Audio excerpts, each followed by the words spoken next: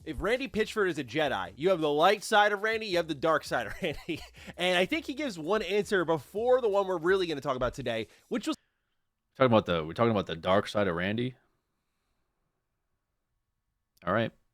light side Randy. I think it was just well-reasoned, lays it out, puts the blame in the right areas, and then there's dark side Randy, which we're talking about a lot more here today. So I want to just show the general progression here because I think it makes the video number one, a lot more amusing because you just see that transformation over time, like that switch just flips. But also, I think it's important to just see context A versus context B. So let's roll the clip. Here's Randy Pitchford at PAX East 2025 talking about Borderlands 4 for $80. That's an interesting one. I don't know this. Really now? I'll tell you the truth. I don't know.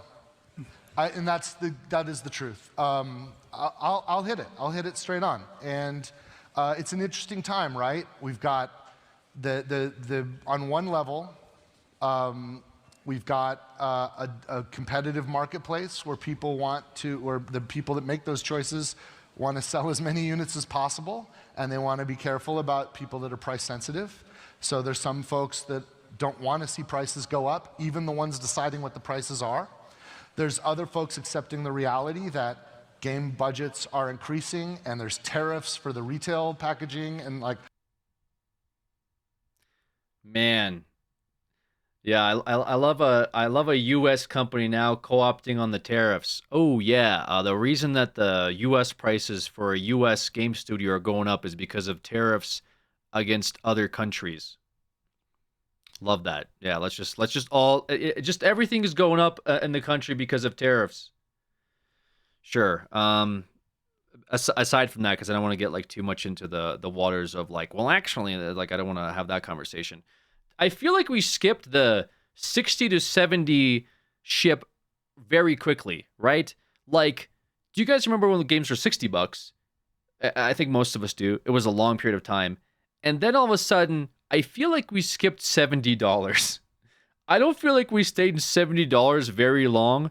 And now we're just like in $80 territory all of a sudden. And we're like blaming like the economy. We're blaming like people being price sensitive, whatever that means.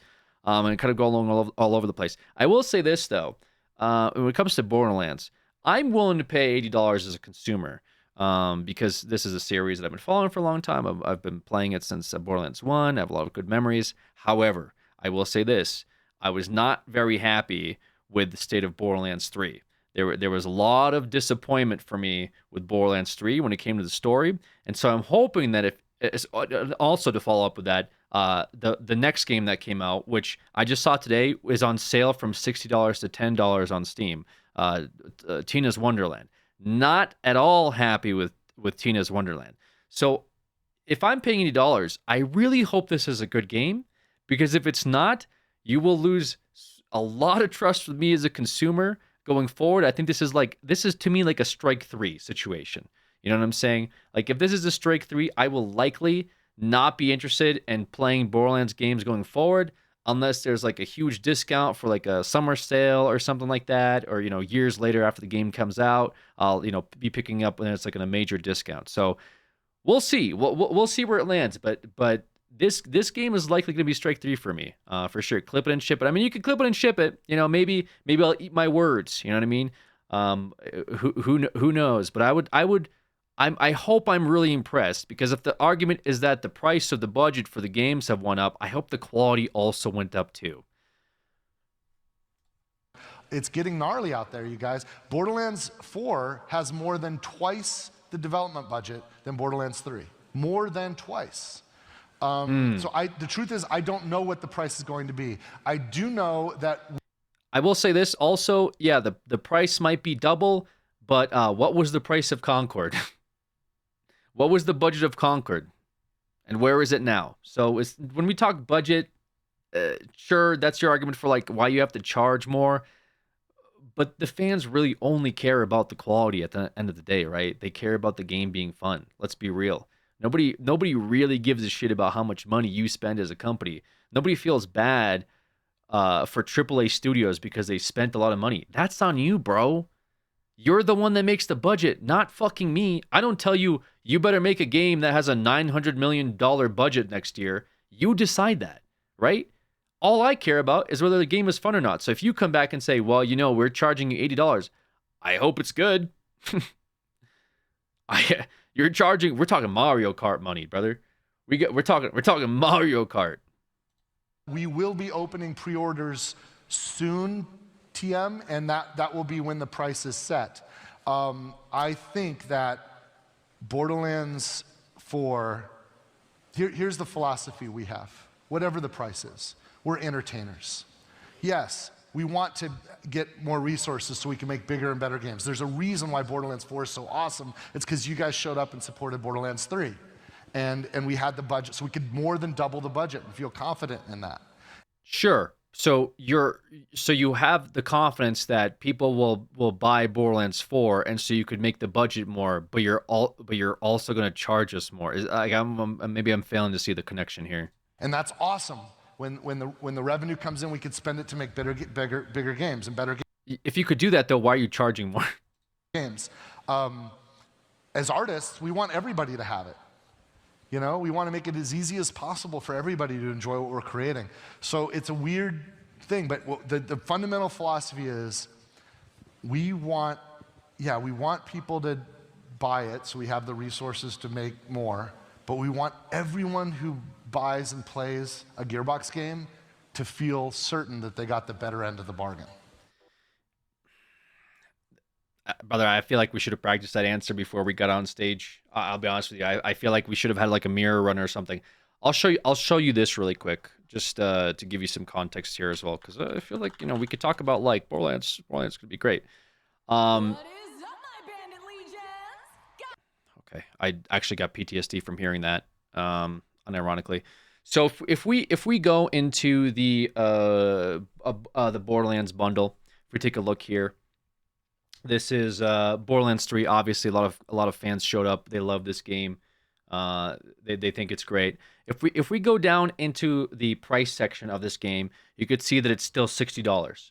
So currently, Borderlands 3, which is a game that came out several years ago now, they're still charging $60 for it. Now, if this was a full game, you could argue that, okay, you get a very good experience for the $60 version of the game, and you're good to go. However, let's not get it twisted, because we have a thing called DLCs. Okay, there's a little thing called DLCs, and also season passes. These season passes go upwards of $50 fucking dollars. Okay? $50 for season passes, right? Collector's edition. This one's very nice. They're giving it to you. I guess you get like everything here. What's all included in this Pandora's Bundle collection edition? So you can get Borderlands 3, you can get Borderlands 2. This is actually pretty decent.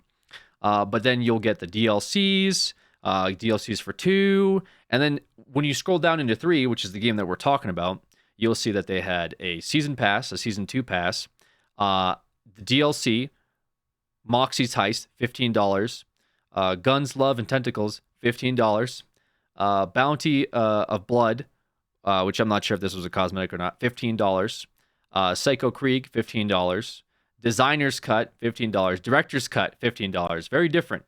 Just to be clear, Designer's Cut and Director's Cut, both being $15, very, very different from each other. There's extras which you get for free, mods, pack, Butt Stallion, cosmetics, because we don't just have DLCs in Borderlands 3. We also get cosmetics, because we'll have to charge for those too. Let's be real, right? Okay, it's very expensive to have a game studio. Okay, there's bills to pay, so we got to charge you for cosmetic packs. Obviously, not just DLCs, and obviously not just season passes.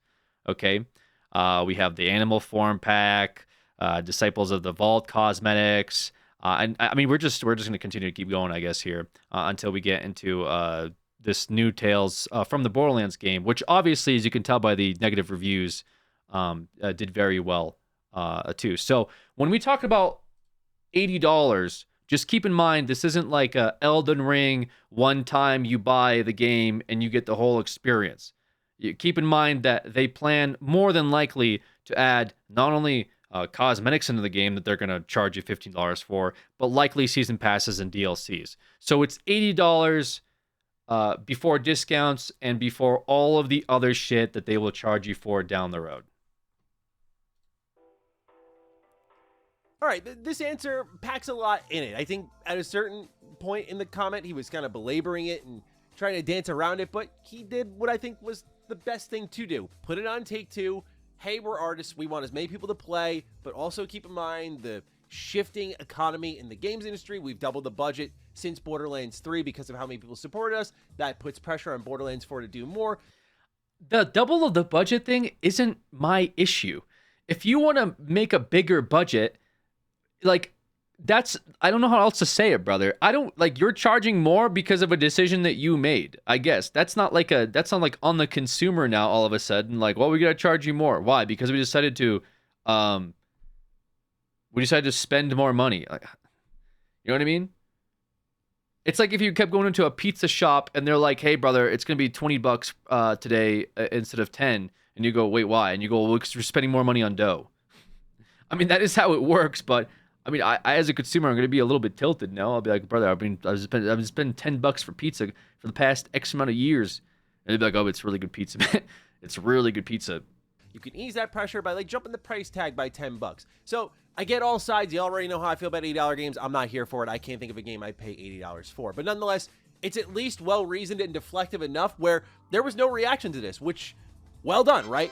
That's how it should have been. Now, when this topic first popped up, we talked about it in Defining Duke. So Defining Duke listeners, I apologize if I am reiterating myself. But for those who don't listen, well, first off, you should. What are you doing? But second of all, what I talked about in that episode was that the reason Borderlands 4 should stay at $70 has, to me, very little actually to do with the video game itself, because I feel like companies are going to company. Corporate's going to corporate. Bean counter's going to bean count. All that stuff, right? That's going to happen regardless of the fact. And while I think it should stay at $70 on just principle alone, here's why I think Borderlands 4 should just stay at $70. And it's Randy Pitchford. Guy can't help himself, right? We talked about the Borderlands movie and his reaction to it. He just can't help himself. So that gets into our next point here. When he's talking about the movie, I do not think the movie stinks. I enjoyed it and I'm super glad it exists. I don't know if I agree with nothing close to the games, depending on what you mean by that. If you're saying that my friends and I have done a better job with the games than this unbelievable cast and crew of filmmakers did with the movie, I am very flattered and I'm happy to live in that world. I am close to it. It seems about half the people who actually see the movie seem to like it and half the people who see don't like it, okay? That's cool. All opinions are valid. The Beatles had more #1 hits than any other band in the history, and their hit rate was less than 25%. I feel like, okay, so I feel like the end, he cooks and then he completely overcooks by the end of it. Why are we talking about the Beatles for? We're talking about the Borderlands movie.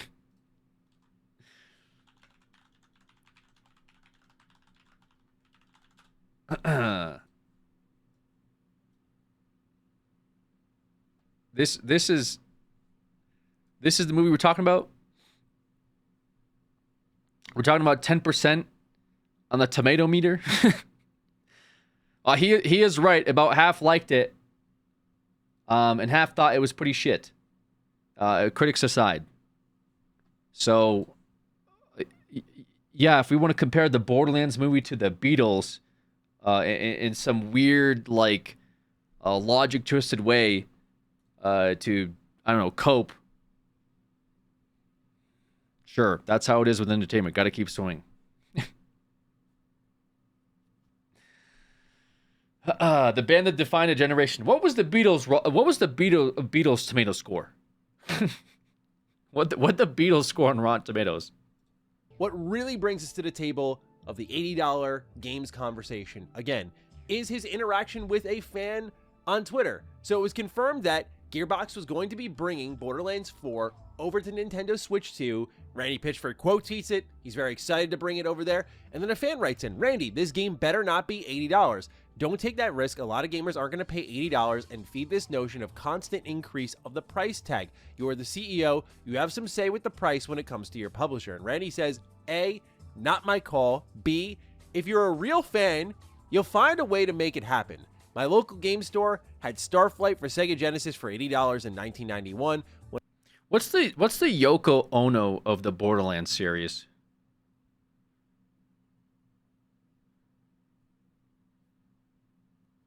Anyways, what is this?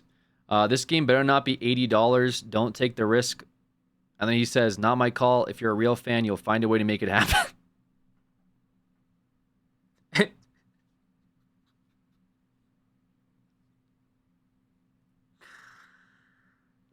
Guys, a $6 sub here on Twitch. If you're a real fan of me, you'll find a way to pay it. Okay? You guys will find a way to pay for that Twitch sub. All right?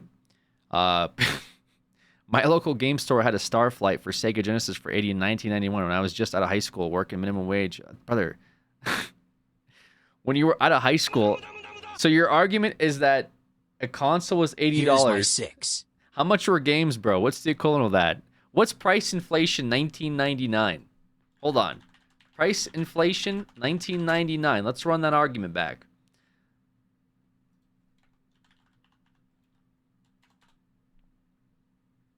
$80 in 1991 is worth $187 today.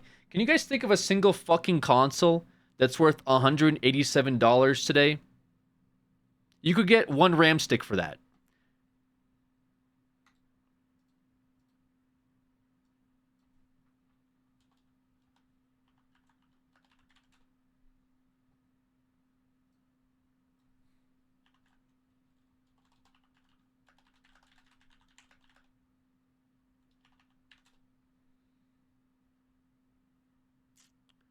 What's the opposite of it?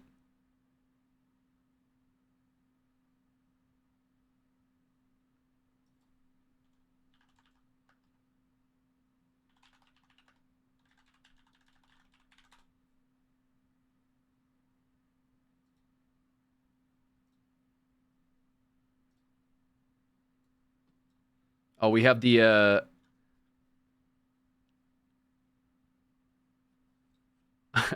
we have the Bureau of Labor Statistics. Sorry, we can use Randy's own argument. So when do you say he was out of high school working minimum wage?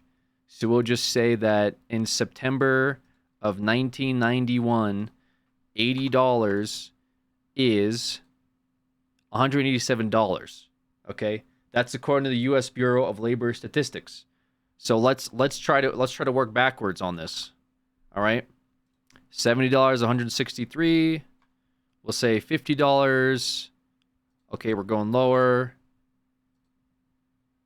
20. Wait, hold on. 30. 35. Okay, so Randy.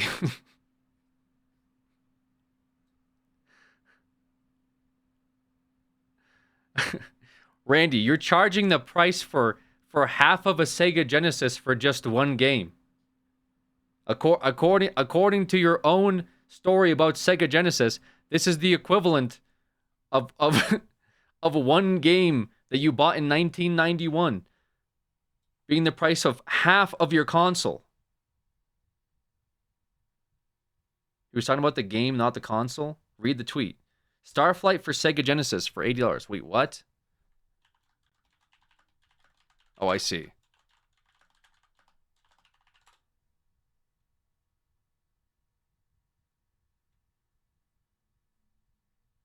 Okay, so I could understand his argument now then.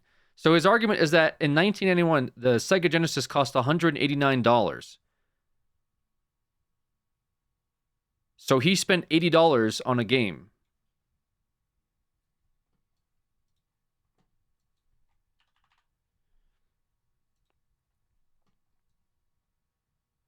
Is that what I'm understanding?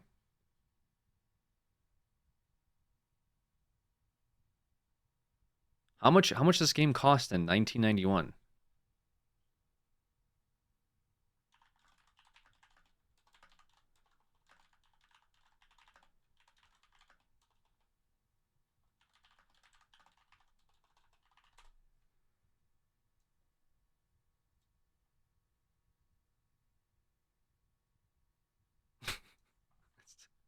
What is this? This says right here, when Starflight Genesis was released for Sega, it cost $69.99. Gearbox Randy Pitchford mentioned in a recent social media post that he remembered paying $80 for it, but that was a misremembered price. He later clarified that the actual price was $69. Brother, this is like the most boomer. This is the most boomer back in my day, I used to walk 2 miles uphill in the snow to go to school. Grandma, you lived in Florida. Oh, fuck.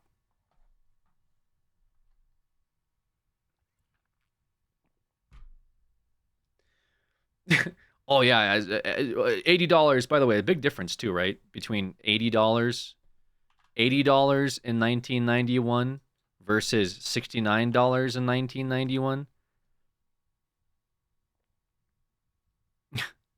But so is the argument that like, oh, well, back in the day I paid $69 for it. I think it was just a different state. I mean, how much was this? How much was the Genesis in general? The Sega Genesis in 1991 cost $189, which is the equivalent of $441 today, right? So it seems like consoles. I mean, $441 today is. I mean, maybe you get a Switch or like a Steam Deck for it. That sounds pretty competitive. That sounds pretty fair. You know, obviously, if we want to get like a PlayStation, or Xbox, might get a bit more pricey. You know, a PC obviously very expensive too. But his argument for like I'm charging more for Borderlands 4 because of this like game that I bought in 1991 that I remembered being 80 but was actually $69. Regardless, I just don't feel like that's a good argument, right? Like I don't think anyone's reading this and being like, "Oh, good point. Yes, I remember back in 1991 when I used to work at the ice cream parlor. Maybe I'll go out and sell some fucking lemonade for $80. Let me go work at my local ice cream parlor and make it happen." Brother, and that's not even, again, that's not even to factor in all of the DLCs and fucking micro bloat that this game is going to have like 2 weeks into its launch cycle. Let's be real. It's not an $80 buy now and you're good. It's going to be $80 and then you tack on all the other bullshit that you're going to include between the battle pass, between the cosmetics, between like whatever fucking DLC that you're going to want to, cook up later. Let's just be honest here. Yeah, I don't think this was. I don't. Randy, I think just like your previous post, you may have overcooked on this one a little bit. This may have been a bit of an overcook.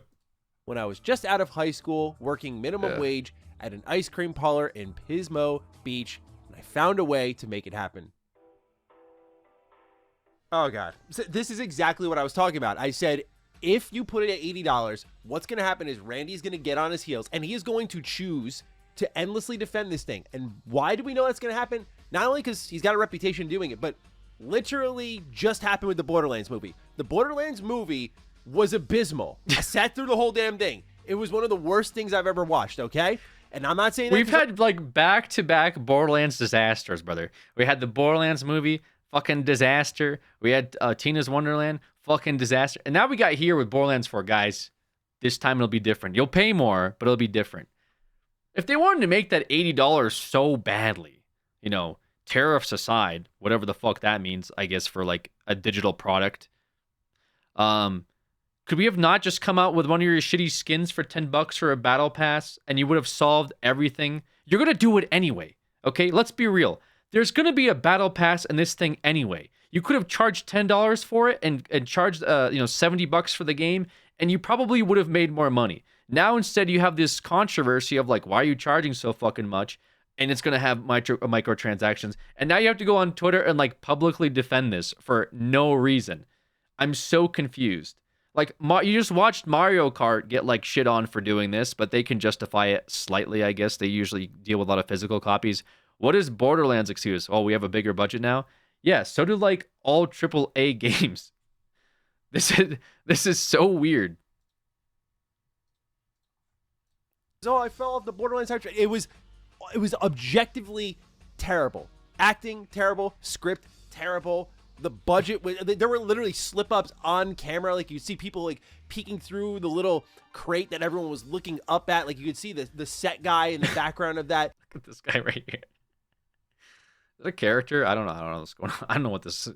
The green screen effects were worse than like Phantom Menace. Like it was just a really bad, low budget movie. Meanwhile, while people were saying that and expressing their feelings on social media, Randy was arguing with them the whole time as we documented it. I think if you have to go on social media and defend your position for like a decision that like you made, maybe we run that back. You know, maybe we have a meeting about this or something. Because having the face of your game like arguing with people on fucking X is not a good look. Let's be real. I'm just trying to imagine two identical movies in every way, but one shows some brain matter or shows a dick or has a bunch of fucks in it, and the other does not, and it's the difference between a good movie and a bad movie, and I just can't get there. Okay. I mean, I love some gore in games. I actively work on that, but I cannot figure out what mind needs that in order to parse the story as good, as if it's not possible to be good unless there's dick or an organ coming out of a body from violence or a bunch of fucks. It's kind of an absurd argument to me.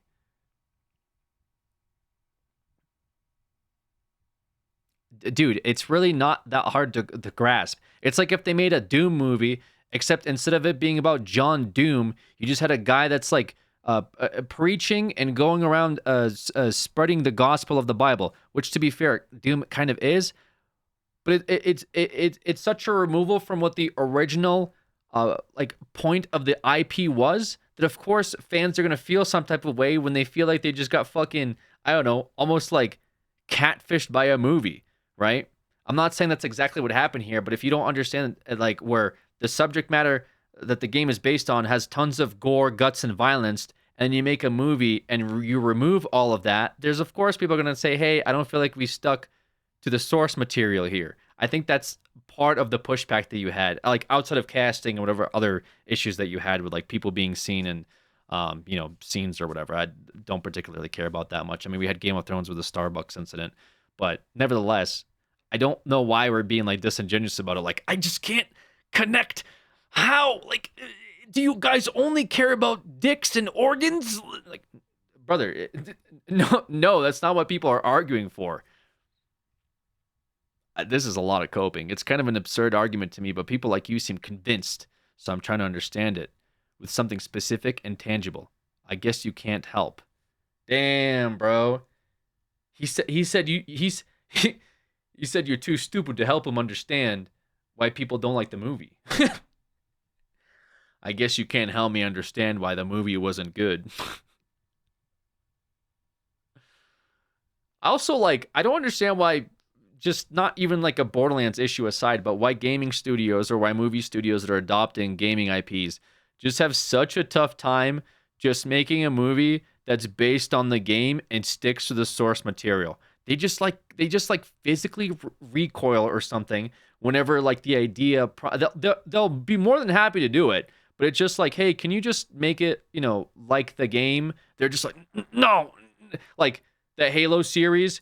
Hey, can you make John like the game? No, he has to take off his helmet and he has to talk. What? Why? Like, what the fuck is the point? Hey, can you make the Monster Hunter movie like the Monster Hunter? No, we're gonna it's gonna be about people go back in time and they go through a tornado and they have Humvees and they shoot the monsters with guns. That doesn't happen fucking ever. Yeah, we're gonna do it anyway. Huh? Who's deciding this? It's because, like, I think it's old Hollywood or something that just can't grasp the fact that people will probably go to see the movie because they're fans of the games, that they have to like make it appeal to casuals, and they're too afraid of using like the original story to convince people. Like, the Borderlands story by itself is good. The original Borderlands story about like the Vault Hunters by itself is great. You could have just literally made it live action based on those 4 characters, based on the claptrap bullshit. Like, all of it is there. You could have just condensed it, made it about going to see the Vault, and everyone would have been happy, right? But instead, we decided to like put our own little spin on it, and now it's like one of the worst rated movies on Rotten Tomato of all time. And you got Randy Pitchford here defending it because Of course he's going to.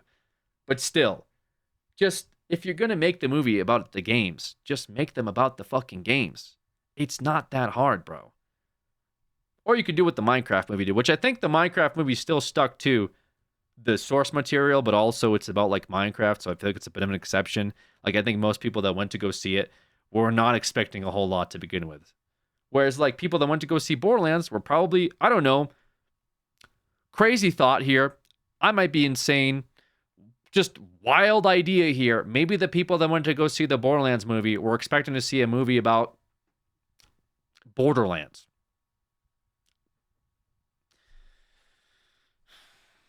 Anyways. Extensively here on the channel. Seeing that, if I am Take-Two, I genuinely think I bite the bullet, and even if $80 makes us a lot more money short term, I go for 70 and play the long game, because you don't put this guy on his heels where he totally tanks the potential performance of the don't back Randy Pitchford into a corner. He's gonna shit himself. Again, let me point this out. Brother, you tell me it's like they're sweating on the $80. We gotta make $10 from every sale. We definitely won't make the money back. We definitely won't make more money with this game. We gotta have 4 come out as $80. There's no way we could possibly make more money afterwards. Give me a break, brother. game. Because number one, a lot of people aren't ready for $80, and I don't think they'll be ready for $80 for a long, long while, if ever. But now you have a guy who's a bona fide salesman, right? Saying, well, I'm the CEO of the game developer, and I have literally no say in this. It's not my call at all. I'm like, I believe it to an extent. Like, I imagine Take-Two has a I'm the CEO of sales, and I'm the head developer. Go work at an ice cream parlor. lot of sway in that conversation, but to act like you're just defenseless little Gearbox, it's like, dude, Borderlands has sold a stupid amount of copies. Stupid amount. It is a global franchise, and you, as the owner of that IP, have some level of say here. Can you overturn a bunch of corporates who are looking to get money back on their investment? Maybe not, but there is a conversation that it has when you are deciding on the price tag of your game, because it literally factors into the budget for marketing, for development. Like, there is literally a plan made where it's like, okay, how many copies do we need to sell at 70, at 80, to not only just get our development costs back, but also to profit. So I don't believe that shit, to be frank. Who's But Frank? if you're Take-Two, you just bite the bullet. $70, don't make this guy go out on social media and defend $80, because it will literally tank the performance of the game, because people aren't ready for $80, and Randy's going to do his Randy thing. So that just gets into the whole conversation about $80 games. Again, I kind of blinked over this when I first saw it, because I'm like, no way. Like, that's just way too much money. But we've seen, as we covered here, Xbox going to $80, and Nintendo really is the one who forced that door open with Mario Kart World, where I think this conversation is going to resurrect again. Now, in that PAX East clip, the one thing that Randy did say is, soon, TM, we're going to be showing off pre-orders, and that's where the price will be revealed. That's I have a question for Mr. Pitchford. If the game is $80 because of tariffs, is it going to be cheaper on Steam? Because I don't really understand what the argument for putting in a digital code is into your browser. Like, what is the argument there? Tariffs do not impact software directly. Like, I understand how tariffs might impact like the shipping industry, physical copies, so on and so forth. But like, if you're just publishing the game and it's going to Steam, maybe I'm just unaware. Maybe I should, yeah. Maybe I should go sell some ice cream. I don't know.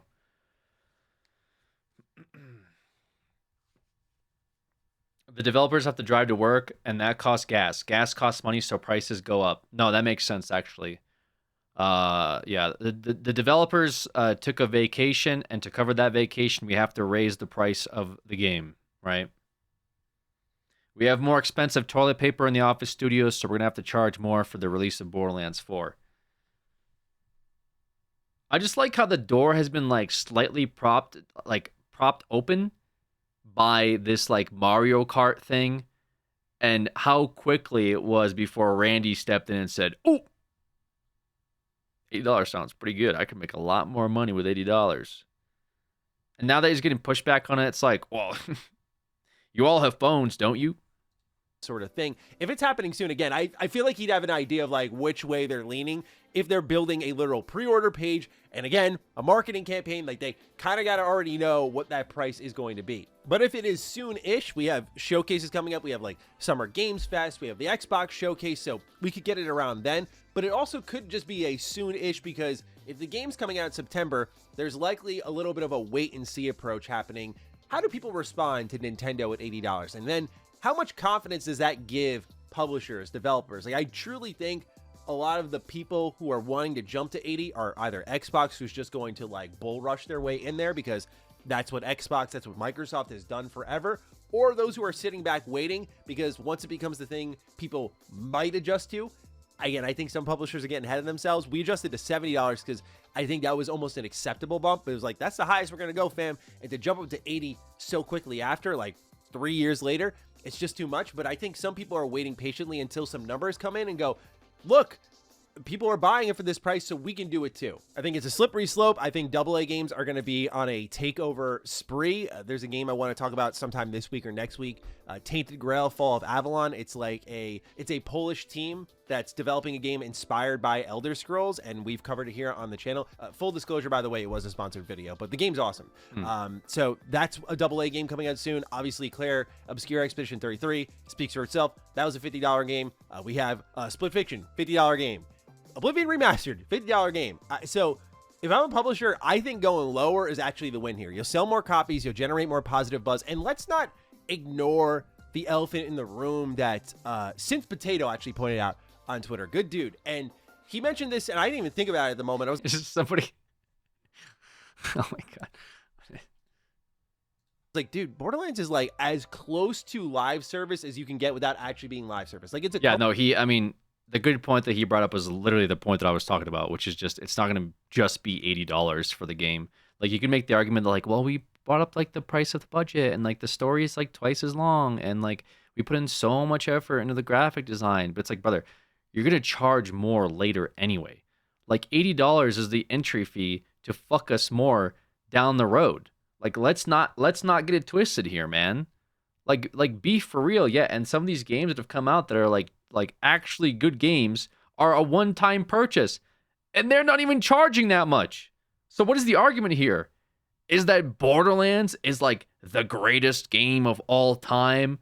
Like, it's better than any other AAA game that is going to come out this year and people are going to lose their minds for it? No, as somebody that plays Borderlands games, I don't think this is going to be the game of the year.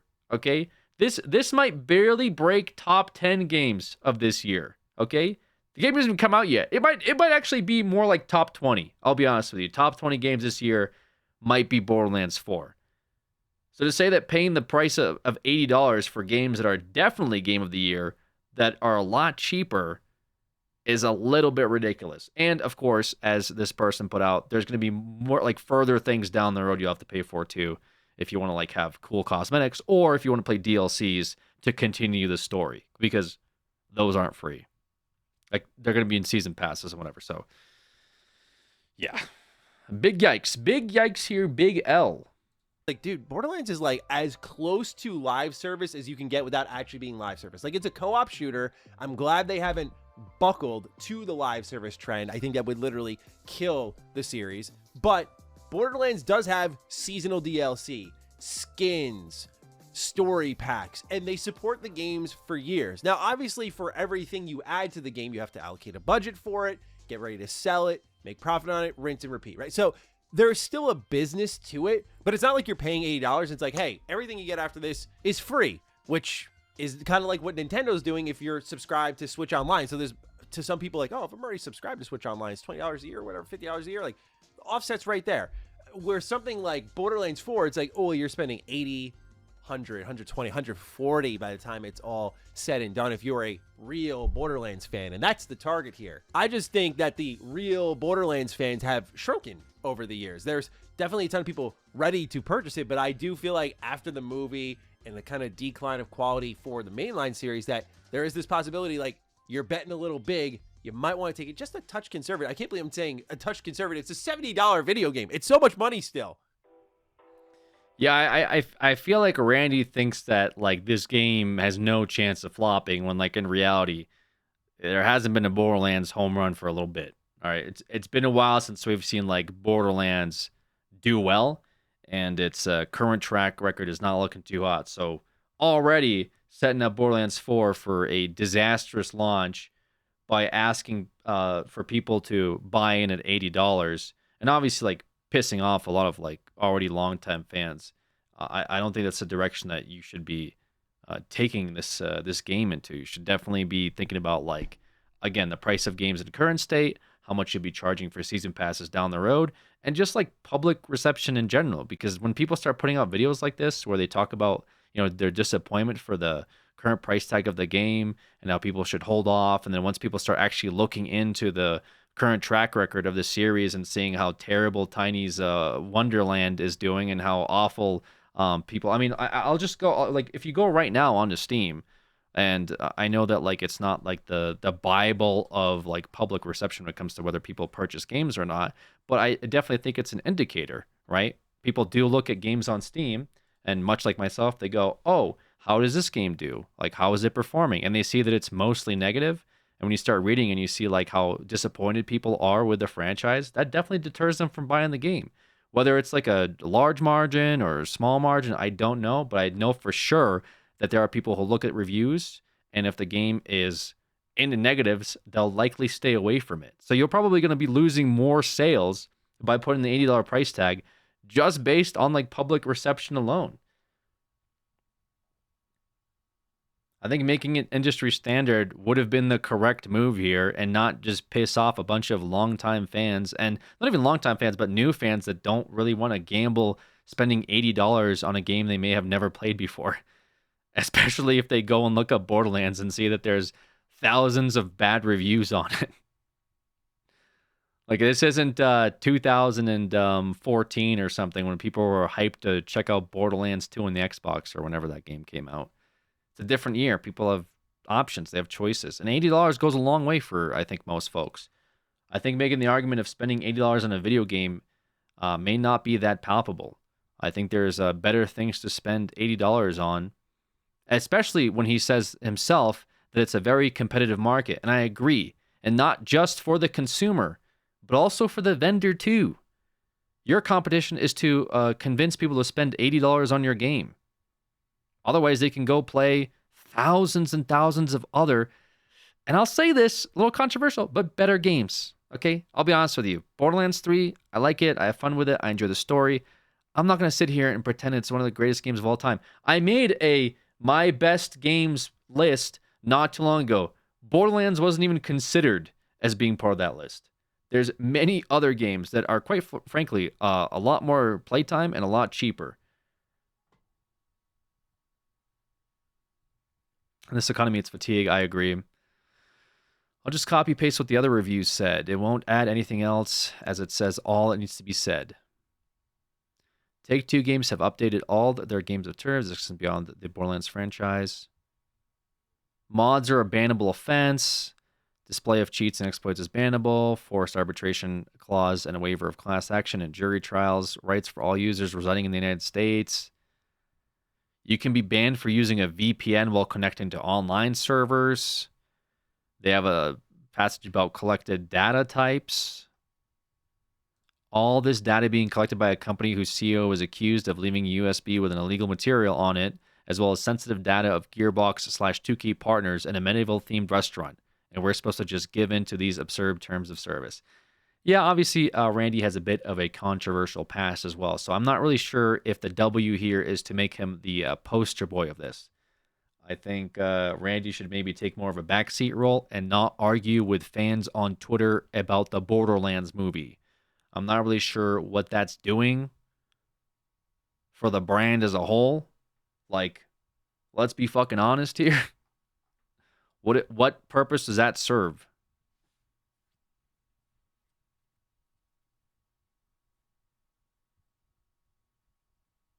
W Game L Company.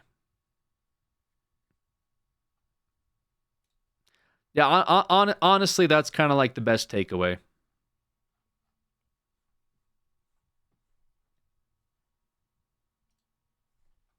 Yeah, that sounds about right.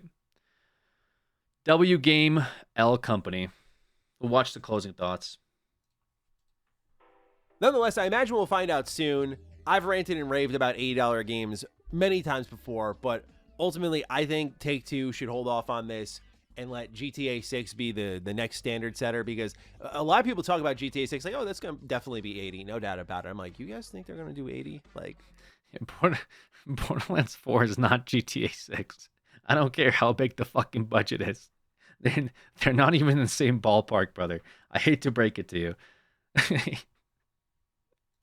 I'm of the mindset they're going to go above it because of GTA Online and everything. Like, I'm of the mindset they're going to shoot above 80. I think they'll go 90 or 100. Like, I'm not trying to will it to existence. I apologize, but I feel like Take-Two is going to be the most bullish because they have some IP that they can push for. It's interesting because at the same time, we just learned being published by Take-Two, developed by Hangar 13, is Mafia: The Old Country.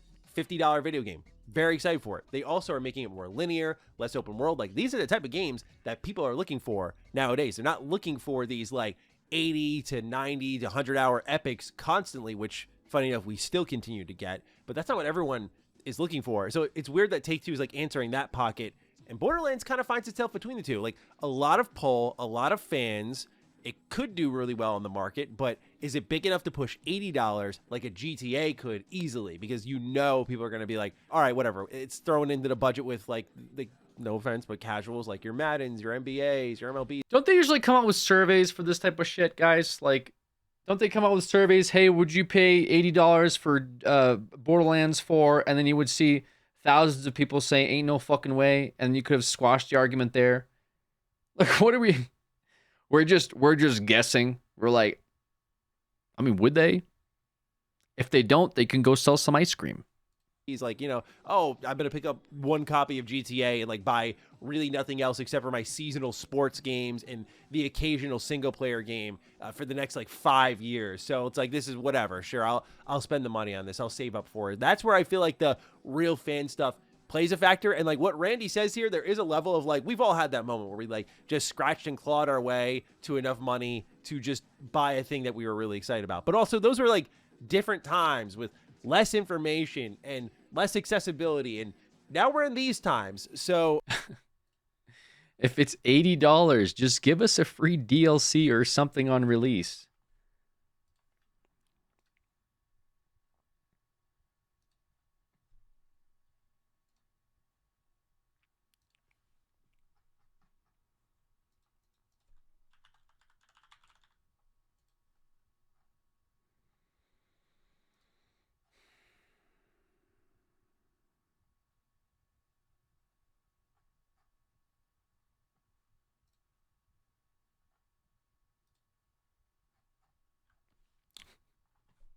We're talking about this.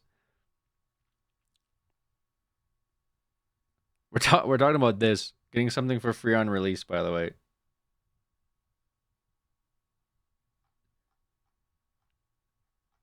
Yeah, pick something out of here. You'll get a voucher. You'll get a redemption voucher.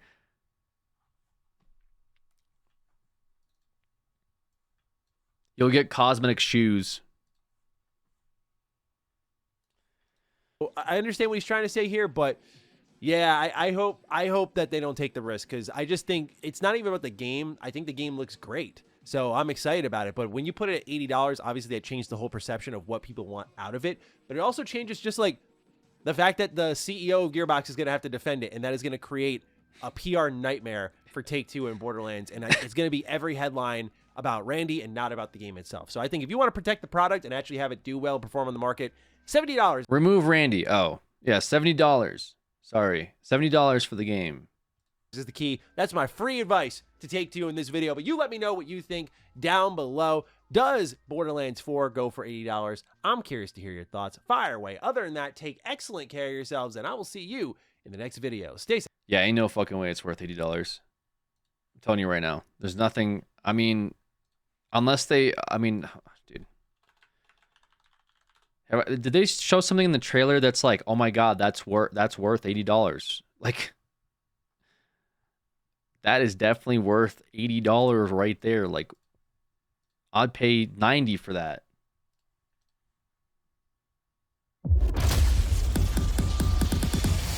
What use is a vault hunter? What use is a killer? A brute. A rule-breaking, loot-taking, running and gunning natural disaster. You are, in a word, mayhem. I take that personally.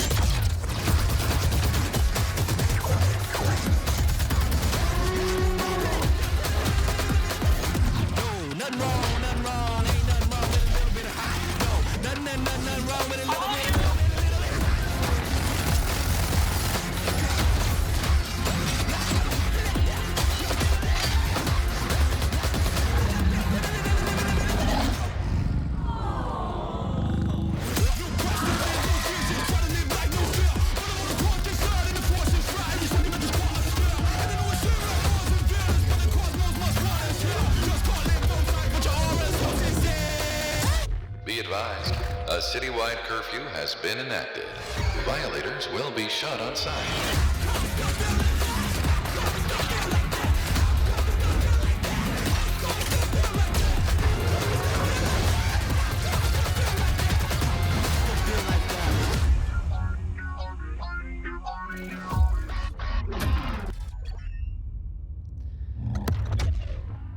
Yeah, I mean,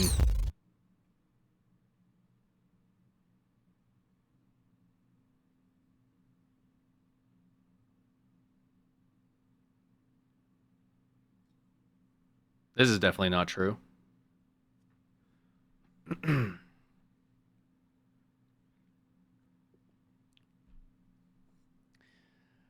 um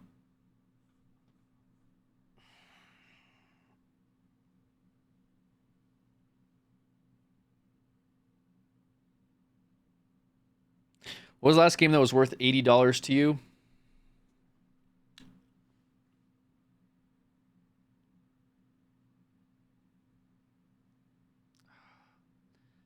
Like at once, like a one-time purchase? Wilds? I guess you could have made an argument for Monster Hunter Wilds. I could see that to some degree. Baldur's Gate 3, yeah, Elden Ring I think could have been worth $80 as well. It's still such a big markup though, like no matter how you look at it, you know. And asking like what you would pay versus like what the value of something is. I mean, the value proposition is always like you pay X amount and the game guarantees fun, but it really comes down to like, for example, every hour you play the game, how much of that is like worth it to you. So like if a game is really good and you played it for, let's say 60 hours and you spend $60, then the value proposition is $1 per hour of good time, right? And so people will play like gotchas or they'll play like live service games and they'll put like money towards that every single month because they play those games regularly. And so it makes sense, right? Because if you play games for long periods of time, you know, and then you're spending money on them, it's much like going to go see a movie or something like that. That's what people compare it to, which is why Randy was like, we're like entertainers, which I get that. But Borderlands, I don't think you're going to get $1 per hour with 80 hours of gameplay. I'll be honest with you. Plus, it gets like very repetitive and redundant. So I heavily disagree that the game will be $80. RuneScape, yeah, some people really like RuneScape, and there's like stuff you can buy in RuneScape. Some people play League of Legends all the time, and they buy skins. It's whatever makes sense to you as like a consumer. But when we're talking about like buying outright all at once, the game should guarantee you a certain amount of fun for a certain amount of hours, like minimum, right? Like you wouldn't spend $80 for a game that lasts 2 hours, right? That's ridiculous. But would you spend $80 on a game that you play for 2,000 hours? Yeah, of course. Why not? I mean, that's a long time to be enjoying something. So I just don't see where Borderlands at all qualifies for any of that. I think they should have stuck to the market rate, should have just stuck to what all the other games are doing. because again, they're going to come out with season passes and DLCs anyway. This is like, to anyone that's played these games and to anyone that just looks on the surface, they could see that the only motivation to make the game cost that much is greed. I mean, no matter how you wrap it, we know that you're going to charge MTX, and we know that you're going to charge season passes and DLCs. We're going to be paying more later down the road anyway. There's not really a good reason why you couldn't have made it $70 out the gate and just do your, microtransaction bullshit like down the road anyway. So, sad situation. Randy should probably get off Twitter.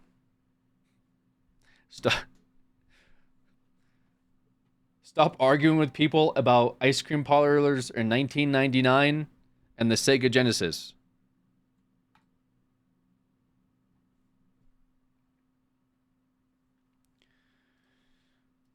All right.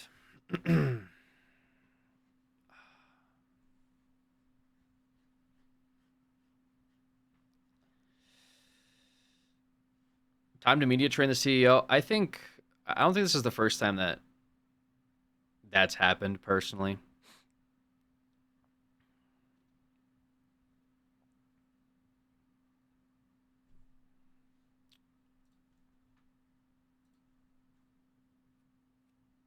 With Randy in particular, I should say.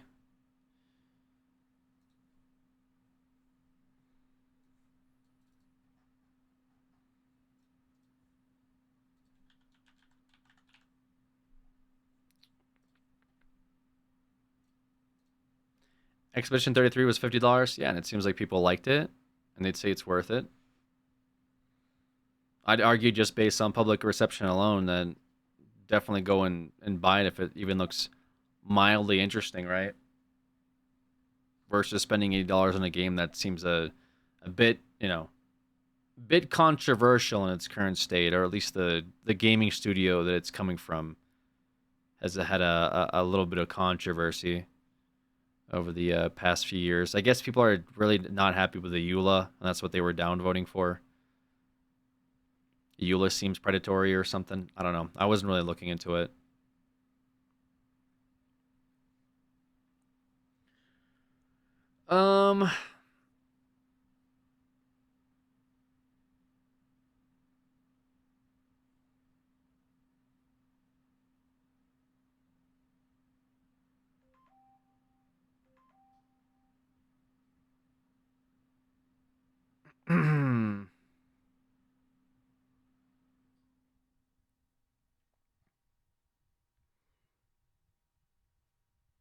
This seems interesting. I might watch this. This is like Borderlands relevant. It's only 15 minutes. I'm not going to pause too much, but I'm kind of curious. TVHM, as I will be referring to it as for the rest of the video, is one of the... Okay. I don't know why these like autoplay at the start like that. It's called The Rise and Fall of TVHM in Borderlands, which is the Vault Hunter.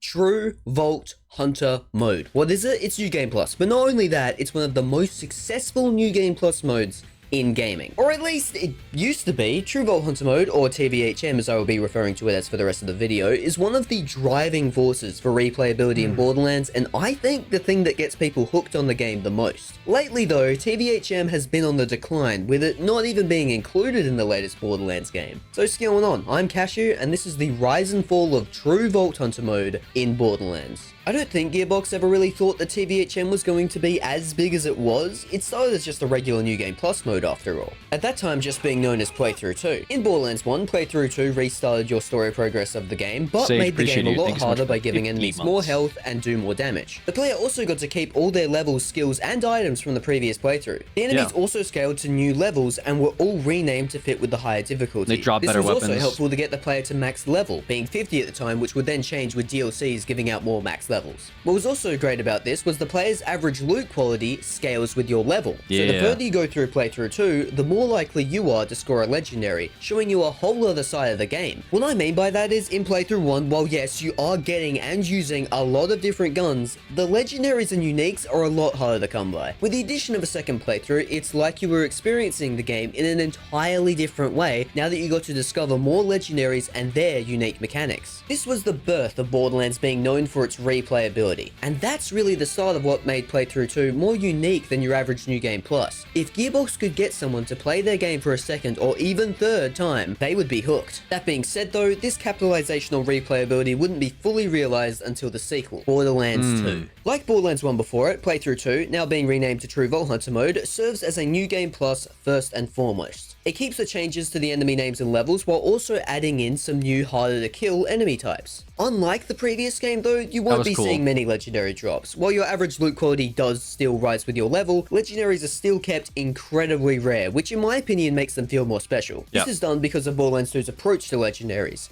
Dedicated drops. Dedicated drops in Borderlands 2 today function as a set chance for a unique enemy to drop a legendary item, usually about 10% chance, but there are exceptions. Having these dedicated drops instead of a high world drop rate encouraged True Vault Hunter mode to be used as sort of a knowledge check. Another reason to play the game over and see which enemies drop what legendary items. True Vault Hunter mode works so well with this, and combined with its decent quest level balancing and entry to the endgame, it was a surefire way to get fans hooked into the new Borderlands loop. Backtracking a bit though, what I mean when I say entry to the That's a good point, Mac. Borderlands was cool, but I don't have time to replay the same game multiple times.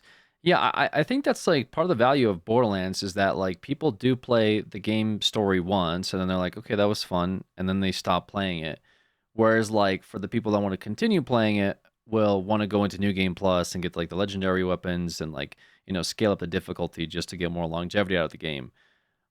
Which like would make sense, I guess, to then say that, you know, like how many hours is Borderlands 2 campaign hours? It's approximately 30 hours to beat Borderlands 2. So the incentive there is to rush through the campaign, and then you unlock New Game Plus, and you start unlocking the cool stuff. But for anybody else that's like a casual player, 30 hours doesn't seem like a whole lot, right? That's on one character, though? Yeah, that's true. It is on one character. But I'm just saying, like, the game is meant to be replayable, as opposed to you spent 80 hours playing the game. You're likely to, you know, beat the campaign fairly fast, I think, unless you're stopping and doing like all the side quests and all like the achievements and stuff like that. So in terms of game, I mean, like there's definitely a game there, but I just wouldn't argue that it's like, you know, $60, $70, $80 worth of gameplay in some of these games, which is why they release, again, DLCs and season passes, because they know that to be true as well. I know they're trying to extend the life cycle of the game and trying to get people to spend more money. But the reality is, like, these games aren't totally loaded on story and what have you. It's mostly a looter shooter, which, again, you run around and kill stuff. It does become redundant after a while, right? Reese's Pieces, they give it 4 months. Endgame is the addition of the raid bosses at launch, the main one being Terramorphous the Invincible. After completing the main story in normal mode, a side quest will appear in Sanctuary called You Will Die. Seriously. The quest takes you to a hidden map under Thousand Cuts called Terramorphous Peak and tasks you with killing Terra. But what the first time player will realize when the fight starts is that Terra, even in normal mode, is level 50. The only way to see what this boss is hiding is to hop into True Vault Hunter mode and to complete the story again. This not only leads more players into trying a second playthrough of the game, but introduce them to the endgame loop without them even noticing. At the back of the player's mind, they want to gear up and beat the raid boss, whether it be with a full party of people or to see if they can do it alone. With so much more build diversity compared to the first game, players had good reason to play the game over and over and over again, making what I call the hardcore Borderlands loop. Most casual fans might go all the way with one character, but it's actually really rare for a new player to play more than one class. It's a big reason why Borderlands 3 never got playable character DLC, because it just wasn't used. But a hardcore Borderlands fan gets so into the games that they play the full game, not one, not two, but 3 full times on most characters. Yeah. The third playthrough and that's the difference is like so that's the argument I guess I'm making. For somebody that's into these games, the value proposition of the price tag is worth it because they're going to play through the game multiple times. However, for newer players, they look at these game titles and they go, I don't think I'm going to pay that much, and I'm probably going to play through the game once. In which case, $60 is kind of unreasonable, right? Like, you're expected to beat the game, but it's like to really get the most out of it, you're going to have to keep replaying it. So that's where I think like some of the disparity between like the price points, I think people are going to get like hung up on. included in one of the DLCs, the Ultimate Vault Hunter Upgrade Pack, which gave the player 11 more levels, bringing the cap to 61, and eventually got a sequel pack that did it again, bringing the cap to 72. Then there was another DLC that brought the cap to 80, but that's not really relevant to this video. The main thing the first pack showed was the addition of Ultimate Vault Hunter mode, a third playthrough which was a TVHM for TVHM. The loot got better, the enemies got harder, way harder, and every single non-unique enemy had their name changed once again. New to this playthrough though was enemies now regenning their health and having way higher resistances. All enemies also scaled to the highest leveled character in the lobby, which meant that some players were punished extremely hard for not being on the same level as their friend if playing in co-op. All this caused UVHM early on to be labeled as too hard for most, but after some small balancing changes and more importantly, time, UVHM was accepted as a good challenge. Mostly. One of the more controversial things about UVHM was how slag was implemented. Because of the higher resistances enemies now had to damage, slag was basically required in most builds. It's kind of funny, because one of the better things UVHM does in Borderlands 2 is have the area always scale to your level. While this does cause the aforementioned problem in co-op, single player was improved a lot by letting the players just go through the story a lot faster and only having them stop to farm when they wanted to, rather than when the story did. The UVHM upgrade packs both included new weapons that could only be gotten in UVHM, being Pearlescence, first seen in Borderlands 1. Sadly, these guns were pretty bad, with only a few standouts like the Butcher, Becker, and Carnage. The second upgrade pack also included DigiPeak and the OP levels, but I'm not really going to get into that here since this isn't a history of endgame video, and plus I already made that video. Oh hey, look at the corner. Thankfully though, this wasn't the only loot gained from UVHM. Tubby enemies, an extremely rare form of certain other enemy types, now could drop 3 legendary class mods for each character, being 18 new comms in total. These alone almost make up for playing the game a third time because of how much more build diversity they offer. In a lot of ways in Borderlands, the class mod makes the build, so having these extra really strong comms makes playing the game that much more fresh. And all this feeds back into what I was talking about earlier with the hardcore Borderlands loop. Somehow a third playthrough of the game in a row doesn't get stale and is now treated by Borderlands fans as the proper way to play the game, if such a thing can exist. So True Vault Hunter mode and Ultimate Vault Hunter mode were a hit, and changed the way that Borderlands players really played the games. So it's only natural that they would return for the next game, Borderlands the pre-sequel. Pre-sequel's first campaign is pretty clean. I'd say thanks to things like more fleshed out skill trees, action skills, and the new very broken element of cryo, combined with a shorter runtime, pre-sequel's normal mode stands as one of the easier Borderlands experiences apart from a few standout bosses. Pre-sequel's TVHM though is a completely different story. Coming from someone who adores the pre-sequel, TVHM sucks.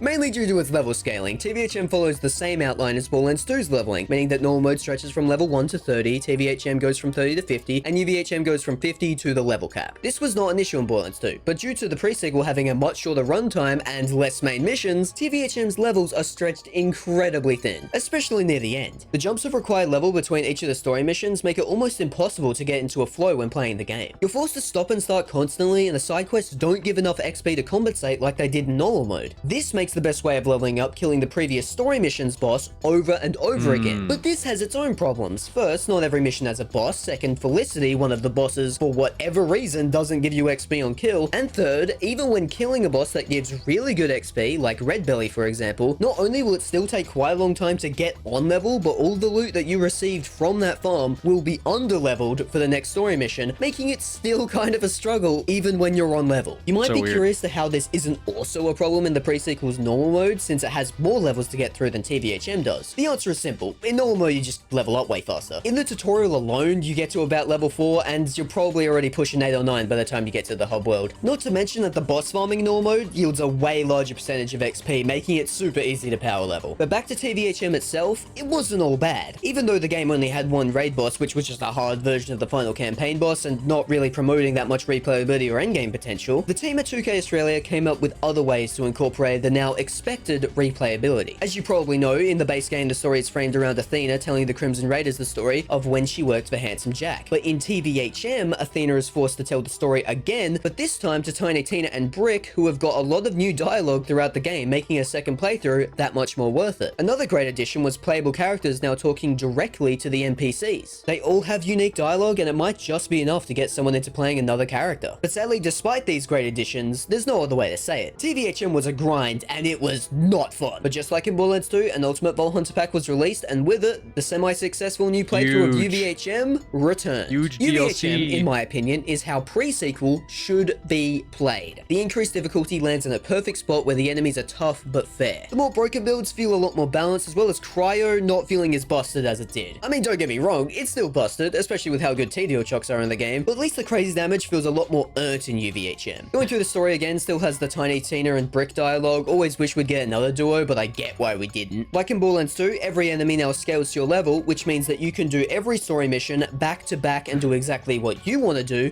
when you want to do it. And UVHM removing all level requirement roadblocks like this really reveals how much time the pre-sequels TVHM really forces you to waste. You can beat the whole UVHM campaign in like 4 hours if you start with good gear and a semi-decent build. In those 4 hours, you are going to be having the time of your life. But when that time runs out, it's going to hit you that rushing through the main story only gets you to about level 55 and the max is 70. Pre-sequel heavily lacks a way to get to max level. The best methods include taping down your controller and killing respawning guardians for 12 hours, restarting UVHM's first mission over and over again for about like 5 hours, or just killing the boss fights like the raid boss Sentinel over and over, which is somehow slower than both. This is just a major issue with the pre-sequel in general, and feels like the awful TVHM campaign is getting its last laughs in. TVHM and pre-sequel ended up being a lot worse than 2's, but still retained the hardcore Borderlands loop despite TVHM being a grind. Sadly though, this was the beginning of the end for TVHM, but what ended up happening to get rid of it was far more unique than you might think. Next mainline release in the series was Borderlands 3, and despite it at first having the same approach to TVHM as the other games, its endgame systems got in the way. After beating the main campaign, you unlock two things, TVHM and Mayhem Mode. Mayhem Mode is Borderlands 3's answer to endgame by basically turning the game's current campaign into UVHM. At launch there were 3 levels, which after a bunch of balancing issues, complaints and bad modifiers, that number ballooned into 11. What I mean when I say Mayhem Mode turns the campaign into UVHM is the fact that all enemies are now on level to your specific level, and depending on what Mayhem level you choose, the game's difficulty increases a lot more. But so too do the rewards like money, iridium, and legendary drop rates. I like the Mayhem Having it be stuff. there just one button press away makes one question, what's the point of doing TVHM? And the answer is changing enemies' names. At launch, there were definitely differences besides that, but after the many changes to the Mayhem modes, they're pretty much the same on either playthrough. The only actual difference between the two playthroughs once in Mayhem mode is how the elements in the game work. In TVHM, enemies will take more damage from elements they are weak to, but way less from an element they are not, which is a good change for a second playthrough. But it's just not enough for the time you have to put in to get it. Not to mention that Borderlands 3's campaign is super long and has a lot of pacing issues, like being forced to stand around for dialogue to end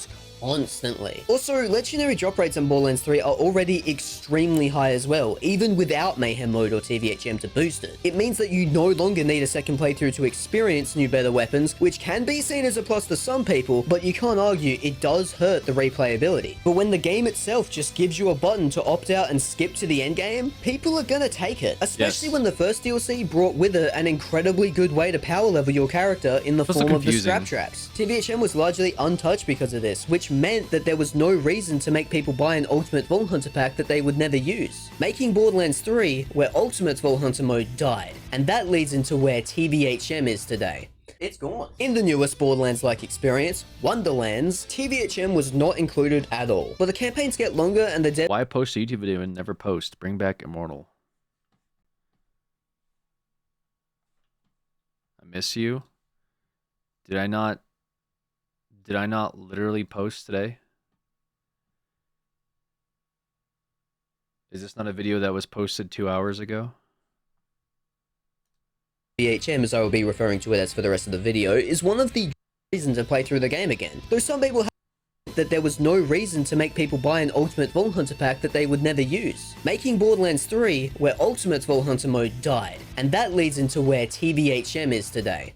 It's gone. In the newest Borderlands-like experience, Wonderlands, TVHM was not included at all. But the campaigns get longer and the dev's gonna make the endgame more accessible to get players hooked, a second playthrough no longer holds the weight it did back in Borderlands 2. TVHM was instead traded for more unique mechanics exclusive to Wonderlands, like using 2 classes at once and only having the level cap be at 40 to compensate. With the level cap so low, there's no obvious reason to play through the game again. Though some people have complained about this, wanting to at least be able to reset the playthrough like you could with UV TVHM, but the common argument in its place is that you might as well just pick a new class and experience the things you couldn't in your first playthrough, which evidently isn't too much, as Wonderland semi-retains Borderlands 3's very high drop rates, but only if you collect a lot of hidden dice blocks throughout the game's map. Every block you hit, the more loot luck you will gain, and it transfers through all characters. So while you get one character to endgame in a more normal experience, with still quite a few legendaries though, the system isn't perfect, your second playthrough will be a much more Borderlands 3 coded experience.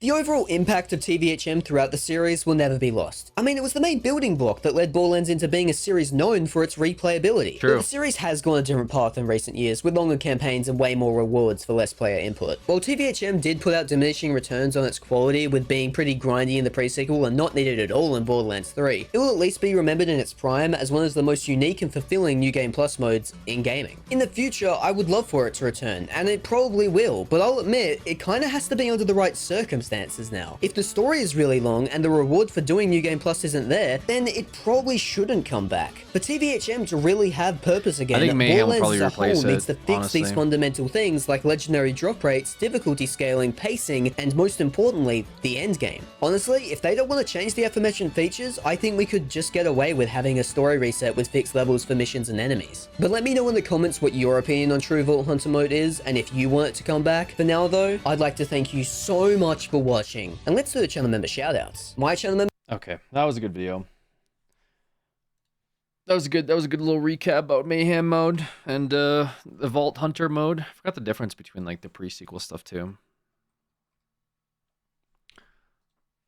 All right. Did a bunch of reacting. Some good, some bad. Might happen to see us for a little bit.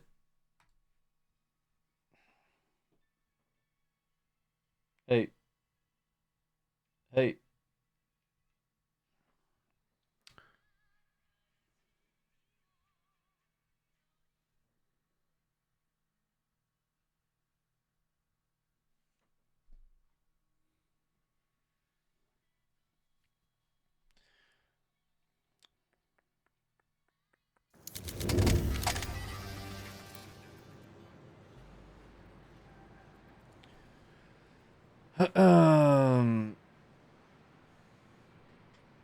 Celia should stream one day.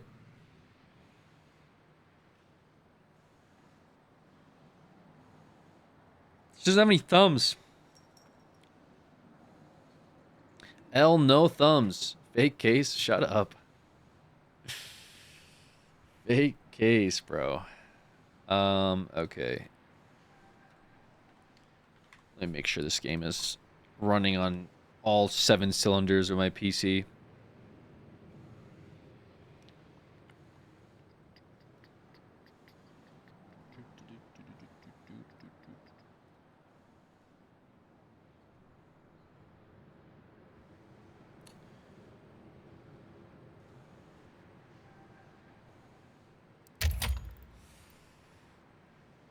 Huge unboxing. I heard from a reliable source. Fake news. Snopes it. Fake news. Fake news. Yeah, we'll do a bit more Premiere. What's our rank looking like? Oh, pretty dog. That's okay though. Station tomorrow. I have to GTS right now because I have to GT. What the hell is GTS? What up, Razor? How you doing, buddy? Go to sleep. Oh, go to school. Go to sleep. Go to sleep. Oh, okay. Tomorrow. If I stream tomorrow, it'll be early in the day. I'm trying to get some videos out.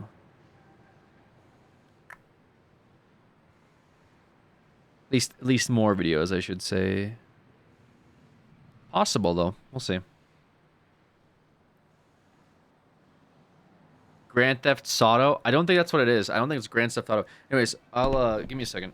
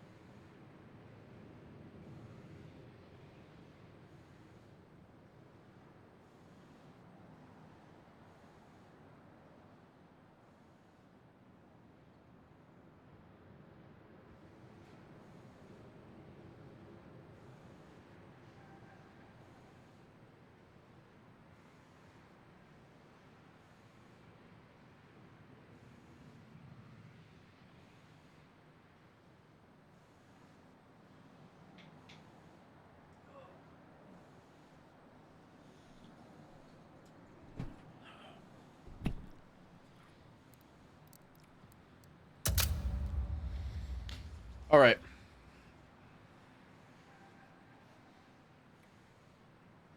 Welcome back. Thank you. Thank you. Need a little snack. All right. No warm up. We just full send a loss here. Allegedly. What snack? Little Sammy. No warm up. No warm up.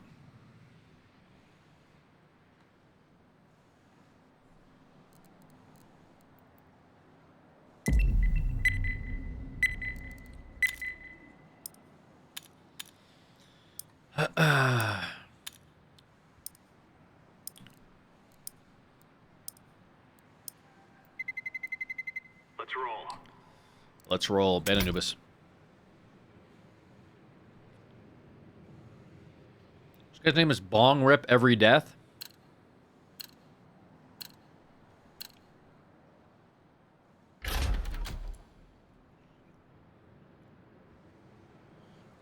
You should at least read a chapter of Ninja's Guide to Gaming to be back in the right mindset.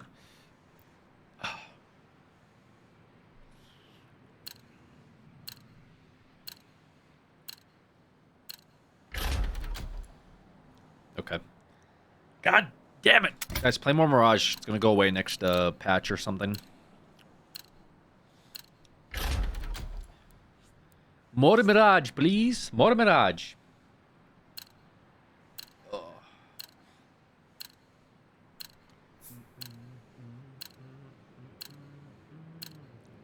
You excited for cash and getting 40 FPS? 40 FPS will be double what I get now, so I'm very excited for that. How's my crosshair? Probably... What the fuck? I overcooked with this, didn't I? Ooh, brother. Ooh. Shut the fuck up. Hey, relax. Nar free. Now is the time.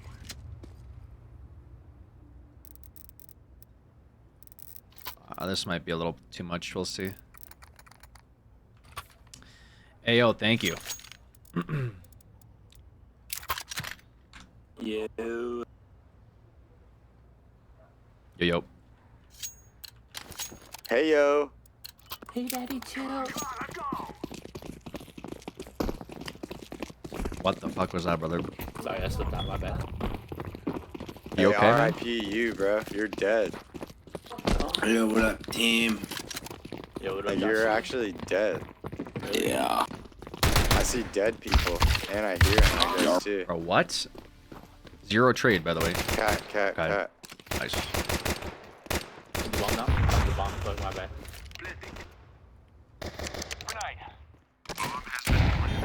Yeah, be. Crazy nade, baby. That was a really fast round. You thought that nade was crazy? Should I offer his ass as a peace offering? No, I'm hiding my head, T-ball bozo. stuff? Yeah. You understand the type of play that My you bad. witnessed? You're good, baby.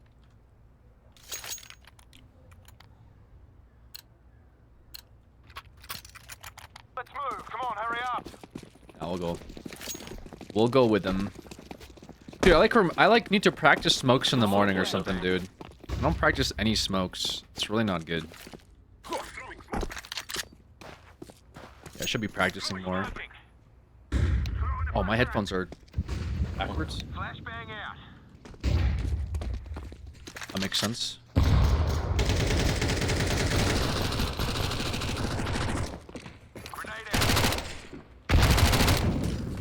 Yeah.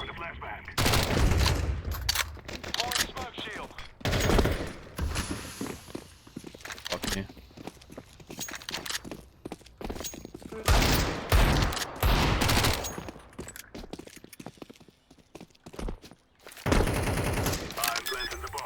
Hold up, Star Citizen drama? What? Oh my god, there's Star Citizen drama, bro. Remind me after these games, so I might look at it.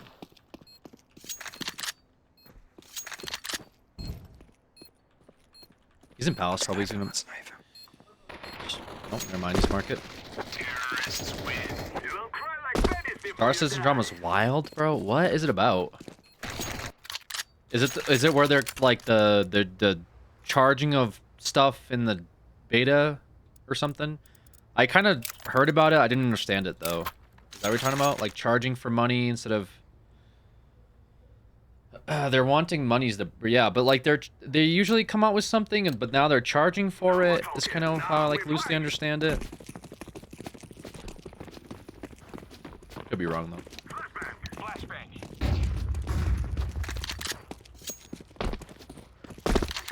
One cat.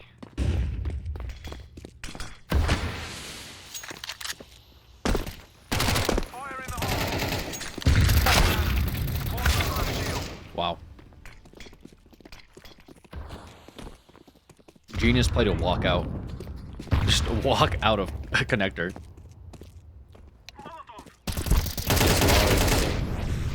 My bad, baby. I like in CS2 instead of CSGO. It's definitely different. It's not like physically, it doesn't appear very different, but it plays very different. For real money, you can buy these blades that change your ship flight. Oh, there's drama around that. That seems inconsequential enough for me to look at that. Neapolitan ice cream sandwich. What feels floaty? Best flavor. It's honestly not even debatable. Why would you not want 3 in 1? Why even stick to 1? You could just get all 3. Like, this is just fucking stupid debate at this point. What is this guy's complaining about?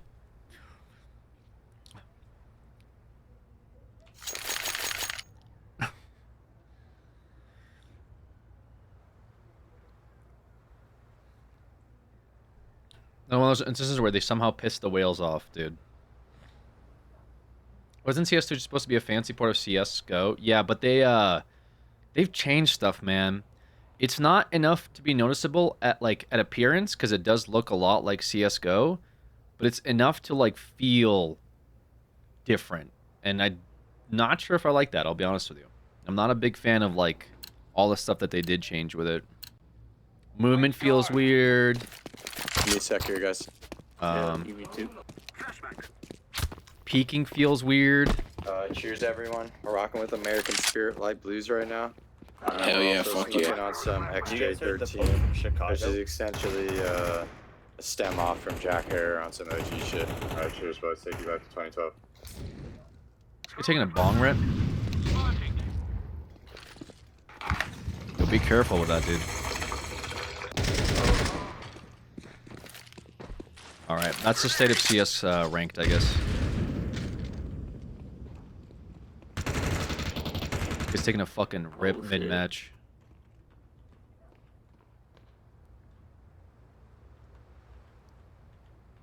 Throwing smoke. Flashbang out.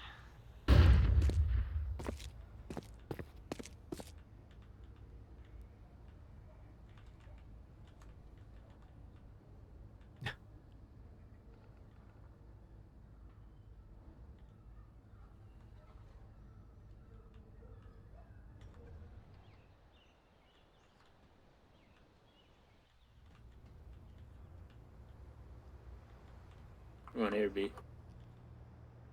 Standing after all this Come time. here. Watch market though, careful market.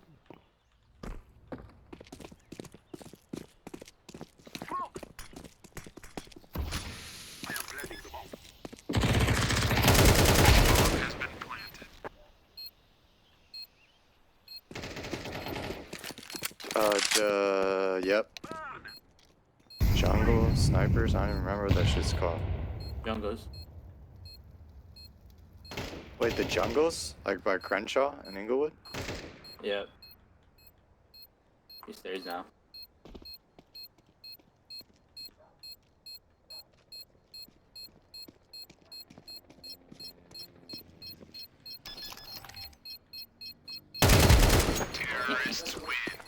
Yahoo, Alex. Is that bong guy alive? No. What's up, AD? How you doing, brother? I'm just worried about him, man.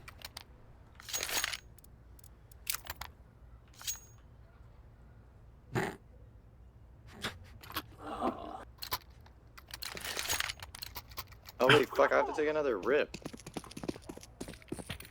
My bad, yo. I'm gonna be gone, but fucking, you guys got this shit. I'll Yeah, take you got bombs, so don't worry. You got this. You got this, dude.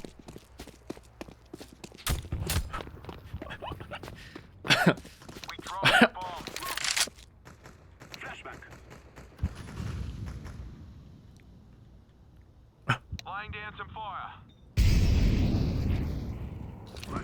One cat.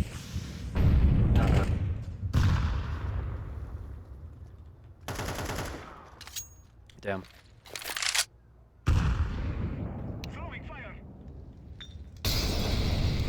Damn.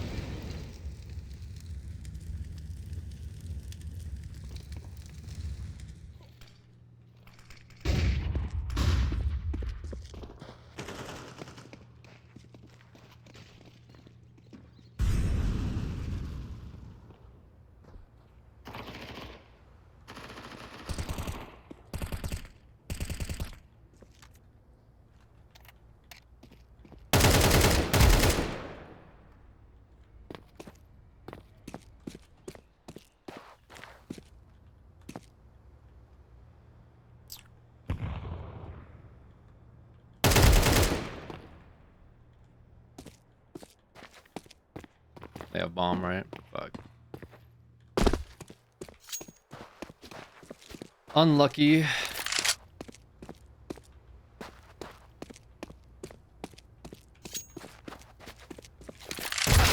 Counter-terrorists win. As in Cubby? What? Yeah, it was unwinnable with bomb and T-spawn. They had it down.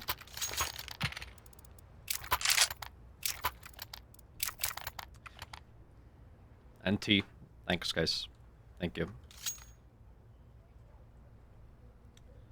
Can I have a buy, purple? Thank you. Garrus would say you're throwing? Why would you knife out, peek that? You're throwing. And you guys are brothers.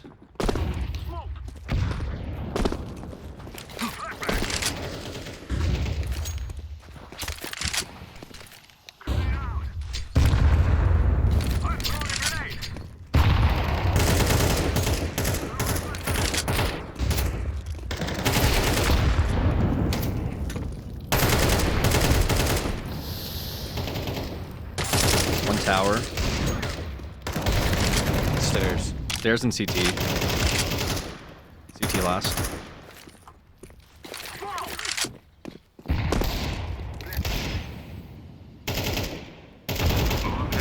He's like stairs CT on ramp. Scout.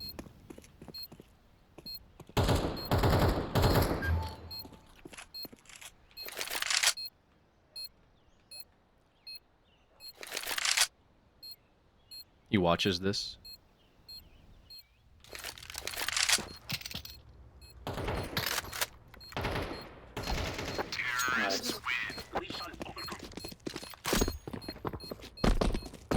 No needs. Make sure to add lots of map zooms. Guys, stop saying I'm fucking throwing. I only throw for cryptocurrency. I'm putting my wallet address in the description of this video. Let's go. Rip into it. Throwing flashbang. I'm throwing flashbang. Team's winning because Bong handling smokes. Oh, nice. I like that.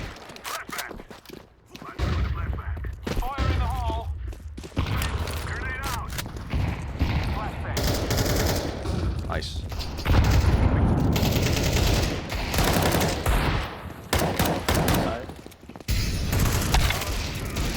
What is going on? Oh, he just came out. He walked out. Wait, he walked out of smoke and we didn't trade that up. Or was he stairs? Maybe he was stairs. No, he was stairs, I think. Damn. I could have played that differently.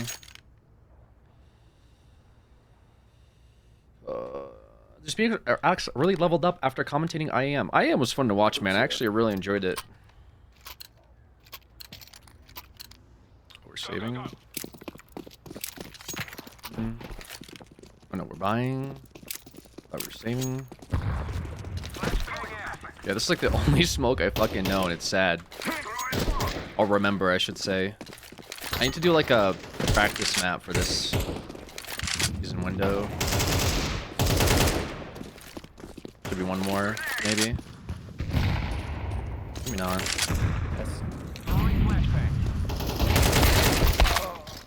Fuck, bro. Wait, that was our own flash, wasn't it? Oh my fucking god.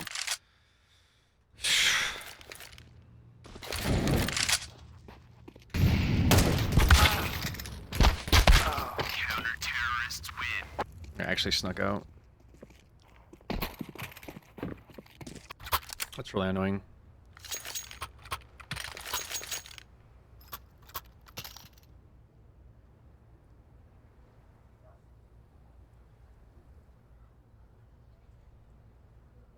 What's he looking at? Let's get in and get out, okay? No time for bloody... Alright, so this guy I know pushes apartments now. All of a sudden, he got brave. Play against him. Oh, Dino Dan's just gonna dry peek this like a Chad.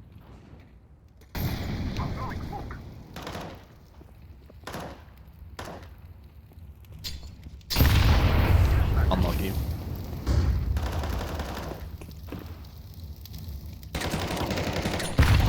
Bro.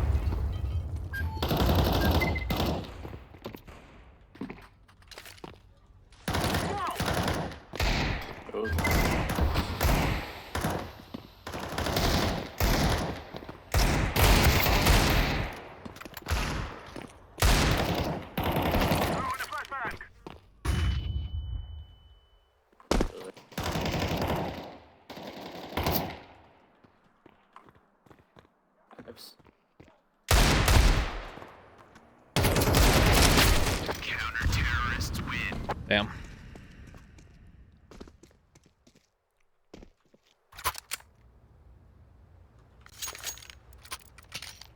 Unlucky. I mean, oh. It's whatever. Saving. Yeah, we'll save. Fuck it. Couldn't do much there. Let's move. Also making a lot of noise. I just wanted to slow walk that. And then we just kind of ran out. Ate 2 nades. Long rip is zooted now? Yeah. Oh, 1 palace. Wow. And they do that to him? Oh shit. Jesus, bro. Watch Bong Ripper POV.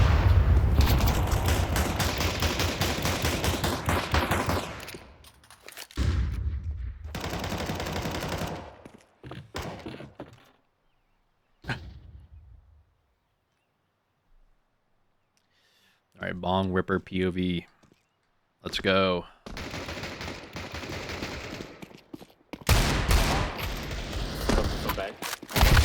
Counter-terrorists win. What?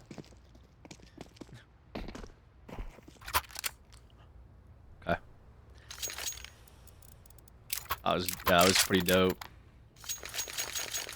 Got 2 rounds. I mean, I'm okay with 5-7 going into T side or CT side. I don't play T side very comfortably. I just don't like T side all that much on like any map. Cache is maybe the only map that I enjoy it. Dusty is probably fine too.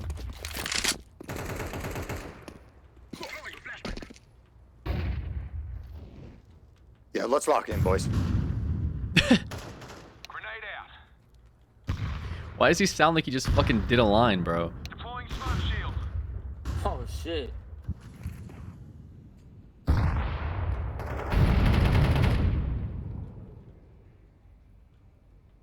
Isn't there under? Cat.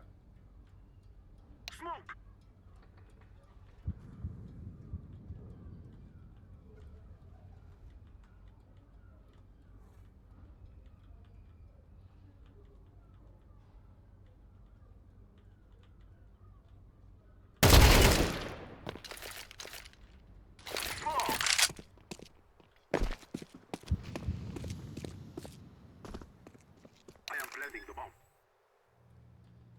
Bomb has been planted. Nice. That's cat.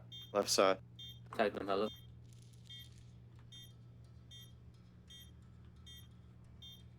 Plan for abs. You just saw him. Fuck. I was planted for apps. It would be nice if it was more mid-sight. I had a grenade still. I could have done something.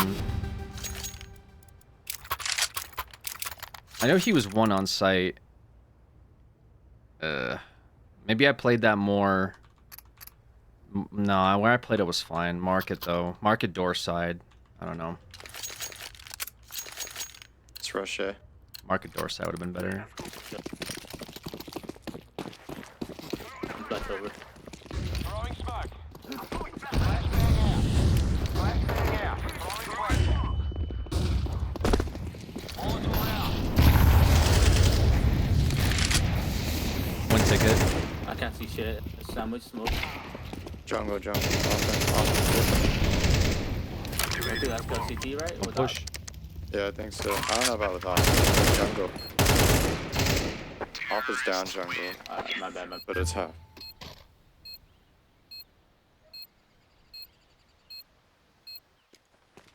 Okay. Watch out. These boys have got a bit of an arsenal and they don't mind using it.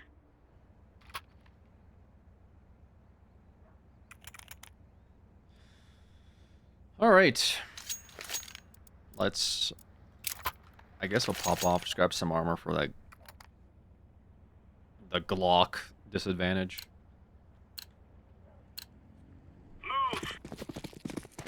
Kind of want to play window. Maybe I'll rotate over to window.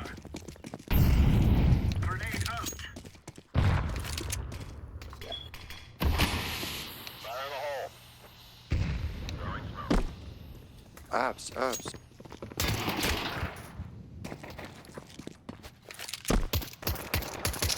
Two out. There's two Careful. connectors.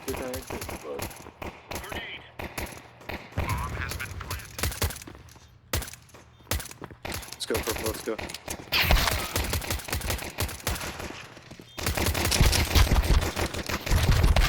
Bro. Watch this ace. I don't know why I listen to this guy. Where was this fine? Wow, nice. He said, watch this ace. This guy's locked in.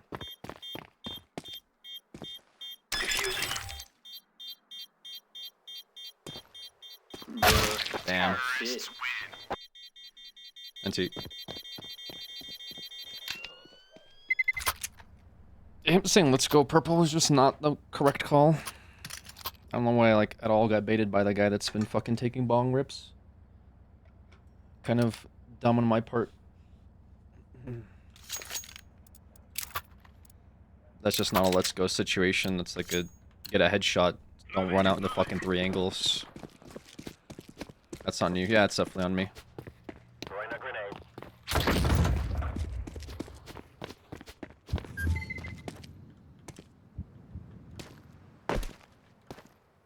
Incendiary out. Head. Flashbang.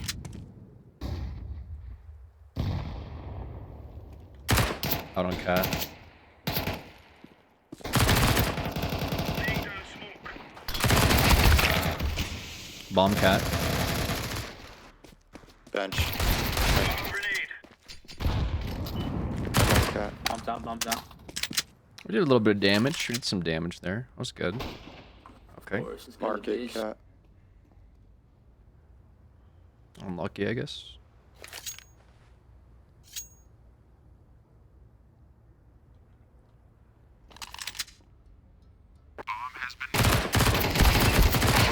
Ooh, double dinked. It's an M4. We had an M4. Oh, Mac. Damn. I guess the guy came on a market with an M4, huh? Ugh, our buy's kind of looking really trash. Yeah, we forced. Now we save.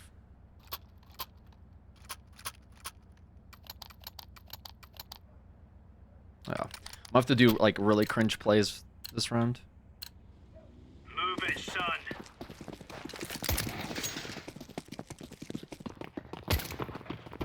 Grenade out. Throwing flashbang. Alright, this works actually. This works really well for me. Throwing flashbang. Yaps. And cat. Throwing flashbang.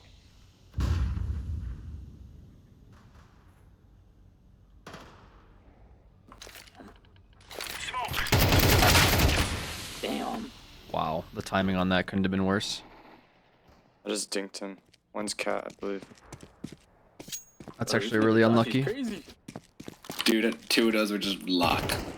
Oh, jungle, jungle. Outside connector now. Jungle again. Jungle still. Counter-terrorists win. Nice.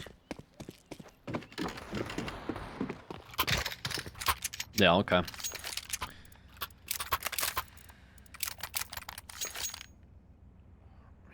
Need to find a way, because I want to be. I might actually need to get a different chair at some point, or find a way to like be more propped up. I don't like where my hands are resting. Throwing fire. Throwing fire. Grenade out. Throwing a grenade. Got mid.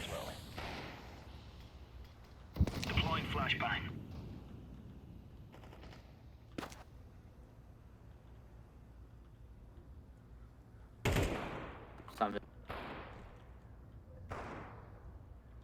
I'll flash out over here, Orange. Flashbang.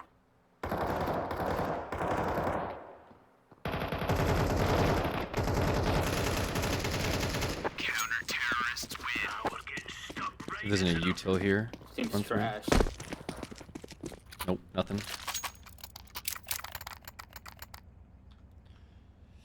Might be trash, but they took a few rounds.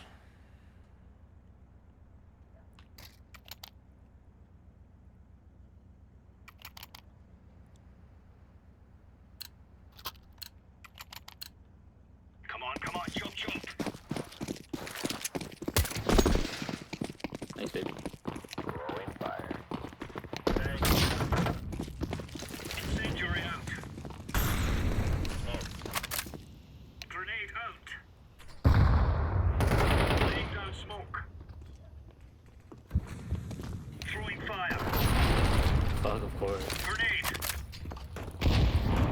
Got it, get the back. Deploying flashbang. Here's some under. Cat. Yeah, there's one underpass. Could move, take it.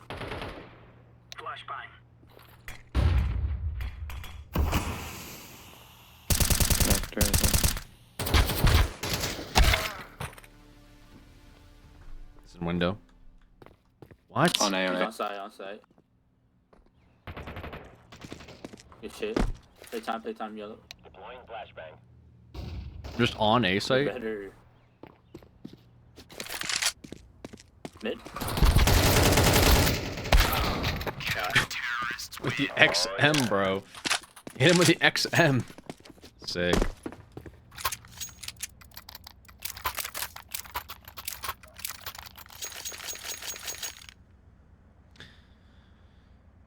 I guess they ran up connector and then he went into... They smoked window, but then he went into window?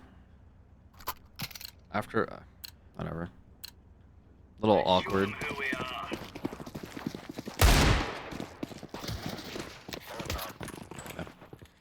We'll go back to playing A side, I guess. A lot of nades going down now. Grenade out. Grenade out. Throwing flashbang. Mid, one T-spawn, one T-spawn. I think they're about to push it. Could be 2. Underpass mid, low. Good call, baby.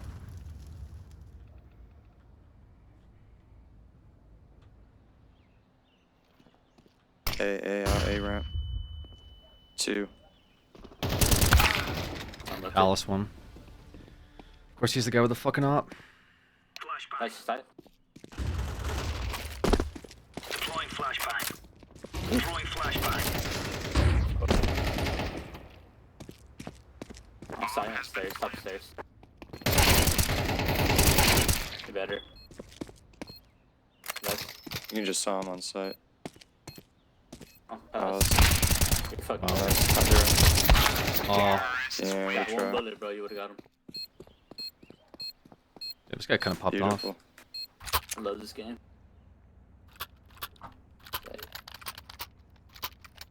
Yeah, it was popping off.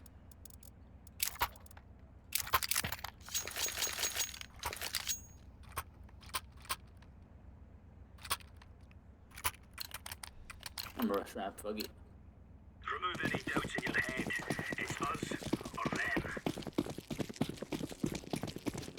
Grenade. Deploying flashbang. Incendiary. Throwing smoke. Top mid, top mid. Flashbang. At least 2. Cat, I think maybe. Molotov. Top mid, still. A seems clear. Hello. Throwing smoke. Maybe Palace? Unless that was you, purple.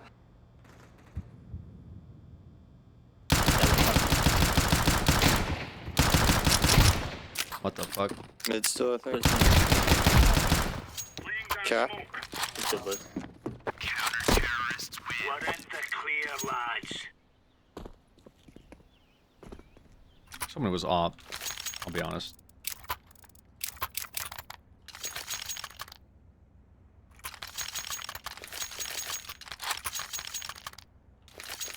%99 accuracy. Bro, relax, okay? Relax. We're on.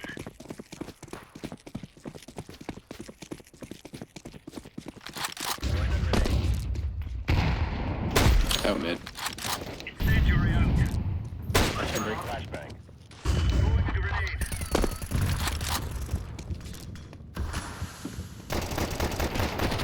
He Alex, when is the next case opening video?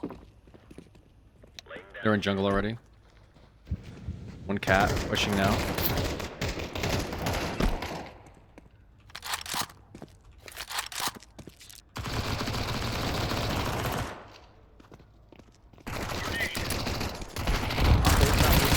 What the fuck just happened? We're better, we're hornier, we're bigger. I don't know what just happened.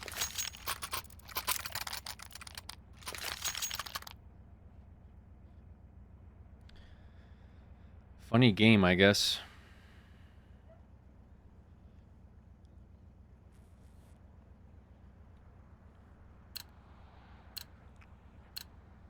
Let's go.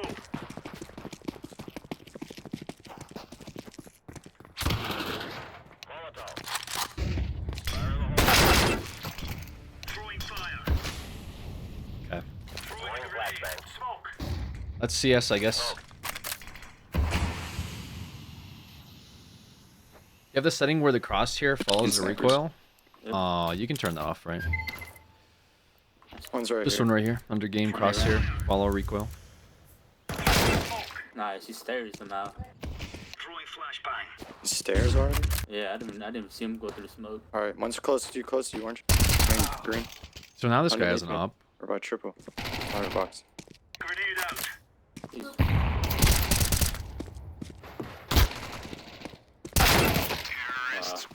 Damn.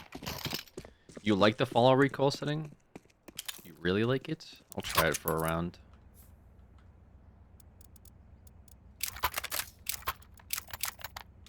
Buy looking like we can. I can kind of half buy, right?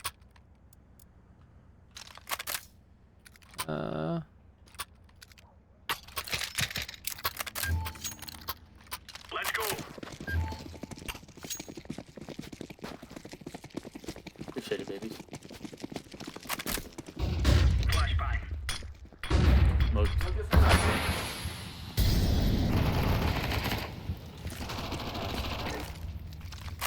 One coming connector, holding.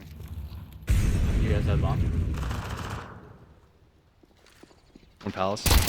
Underpass. Coming connector right now. I was like not ready for that. Holy shit. What a waste. I thought I didn't have any time, man. I should have just smoked Palace. Throwing flashbang. Crosshair is definitely a little weird like that, though. Not a fan. M4, and it's kind of, I mean, it is doable, but you'd have to like. Bro, I didn't see him. Never mind.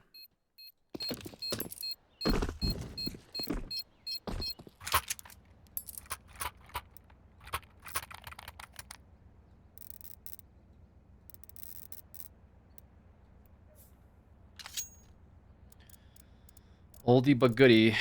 We kind of have to save. Yeah, we're a little fucked, huh? These fellas are gonna regret waking up this morning. Fuck. Throwing smoke. Incendiary. At least one ramp. Flashbang. Top mid. One Palace.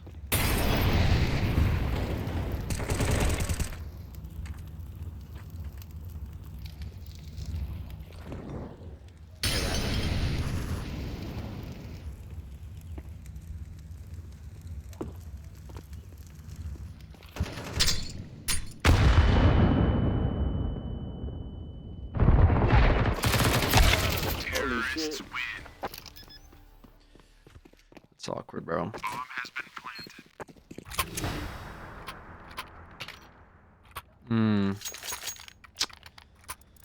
Damn, bro. What can we do? I could probably rush Palace and kill that guy. See. Died up, boys. Let's have at it, mates. I'm gonna be again. Throwing flashbang. Grenade out. Oh, Palace. Bit.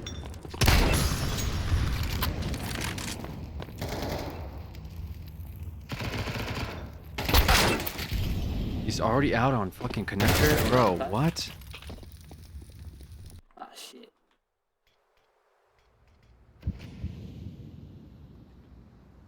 That's kind of crazy. Like, I just literally held W.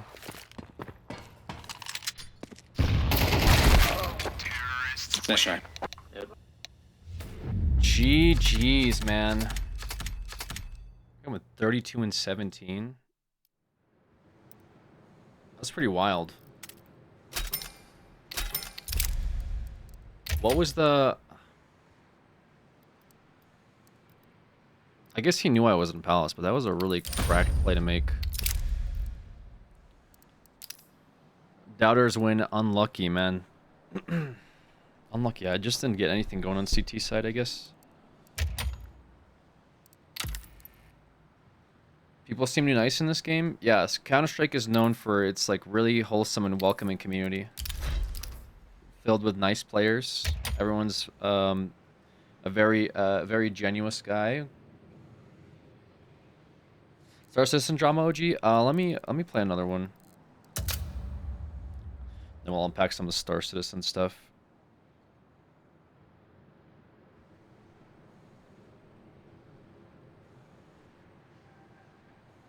I can't tell sarcasm. Is this sarcasm?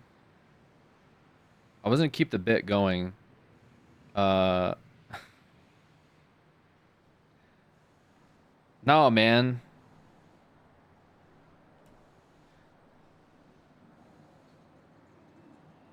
They always ask for pronouns, backgrounds to call you the correct slur/insult. So polite. Yeah, the Counter-Strike community is not full of nice people. To be fair, though, there is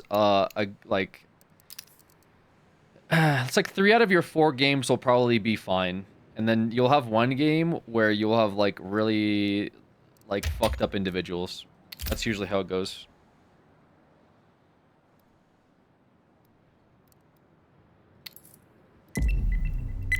All right.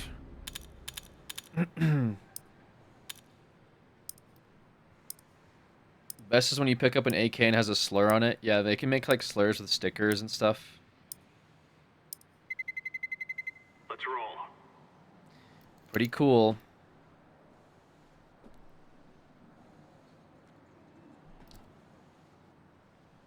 If you don't get fucked up individuals, you are the fucked up individual. True.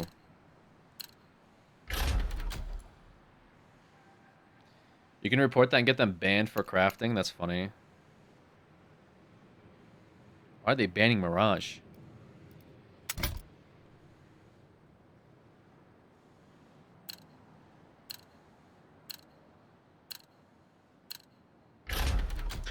I use an anime gear on my PFP and I get tons of thirst comments. What the hell? Are you sure it's just because of the PFP trails?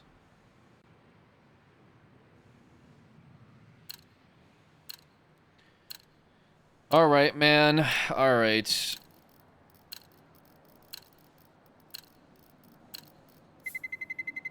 Let's roll.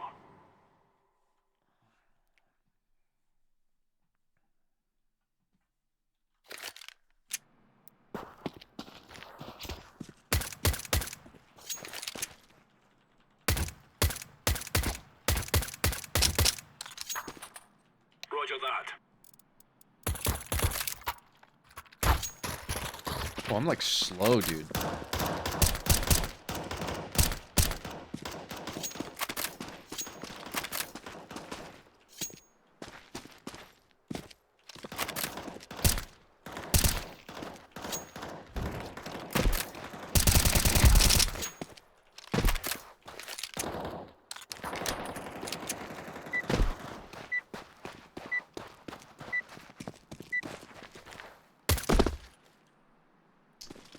No crosshair run? It's doable, it's just cringe. Can you throw the game with 1 to 5 kills so I win prediction? Oh god. You guys are doing like parlays and shit? 8 inches soft. Wow, that's impressive. Do I sit up? Do I slouch? What's the move? Sucks when I, like, I think sitting up's the move. Wish I could rest my hands better, but it's not the case.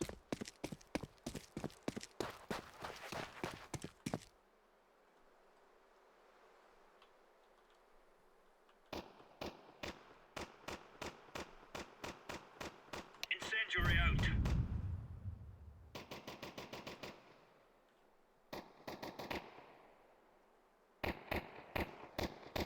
Going up cap. 1 tons.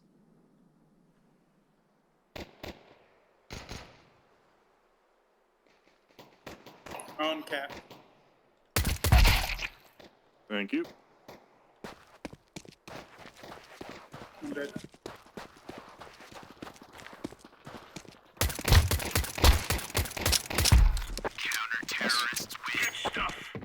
Oh, dude, look at the anime picture. Is that a girl?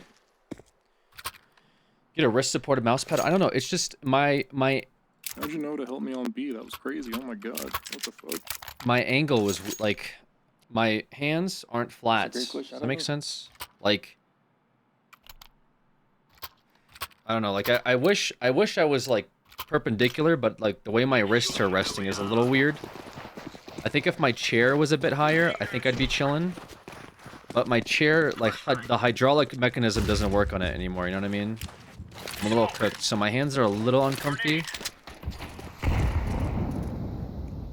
Another one time.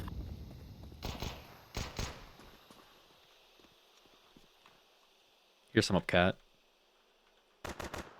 Booster seat? A booster seat would work. Should I get a booster seat, guys? Yo, booster seat sub goal?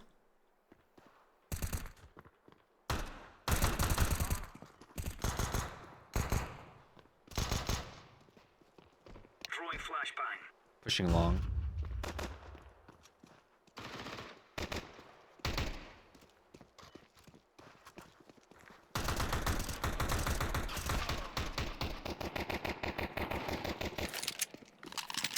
Throwing fire. Hit an M4. Last one long. I got mid. Get a Herman Miller Logitech chair. They're really budget friendly. Problem is my cat really likes this chair too. That's the only reason I wouldn't get it. She'd be pissed. Like the back on this, you can see is like very. There's a lot here, and she likes to lay up there. I used to have a chair where she like couldn't do that, and she was pissed. She was not happy about the fact that she couldn't stretch out. So I think that sucks. Alright, playing. Jump peek that. Jump go. Oh no. We're at. Push. Nice.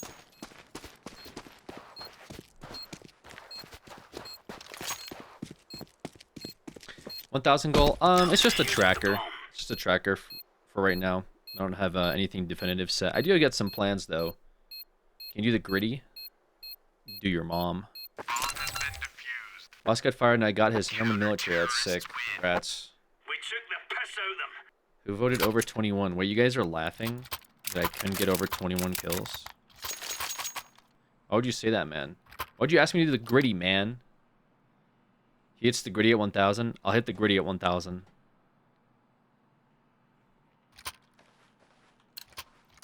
Thank you, Trails. Streets are saying you can't gritty. Brother. No streets are talking to you. Let's keep it real.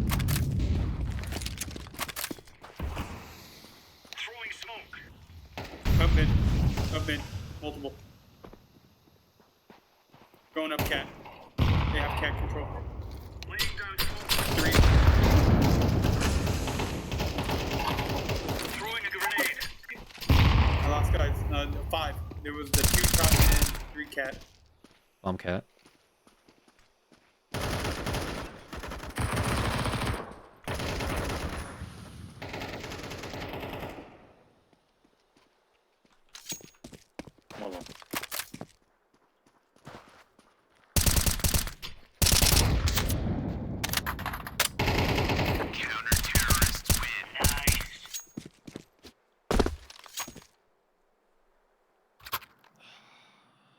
The streets saying Unk is big.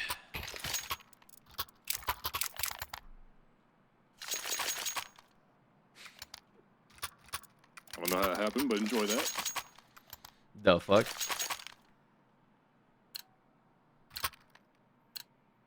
Let's have at it. On suicide? Throwing smoke. Smoke. Flashbang.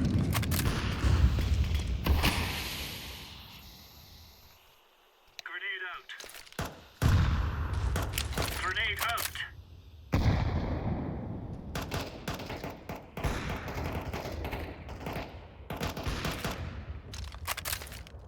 Throwing flashbang.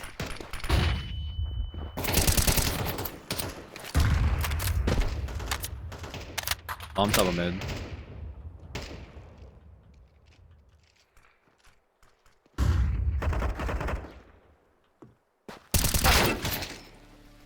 Bro. Okay.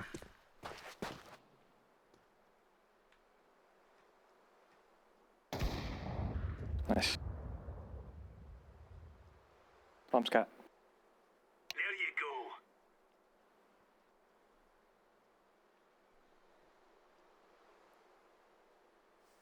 I'm giving cat.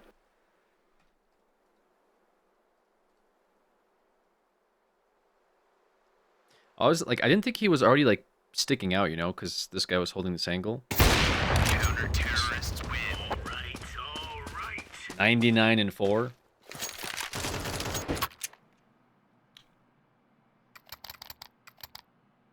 Okay. All right, I guess. Fuck me.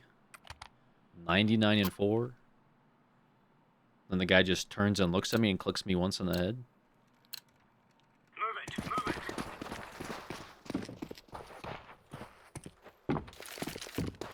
Laying down smoke. Deploying flashbang. Couple Lower.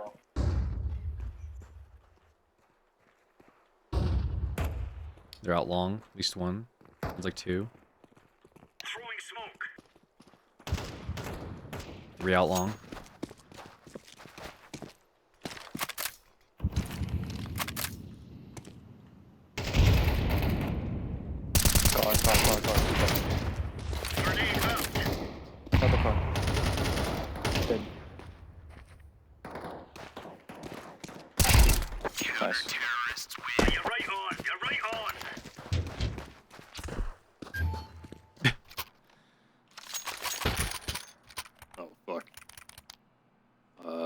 was yours, right? Yeah, that was mine, but if you want to use it, you can. I'm too bad with it.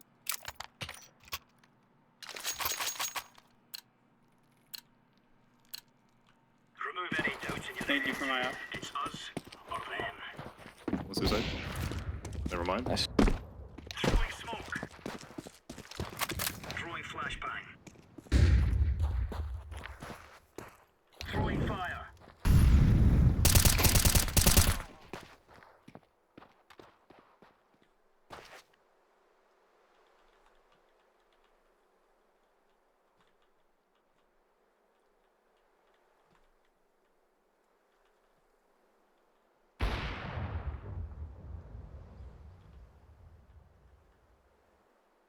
Smoke.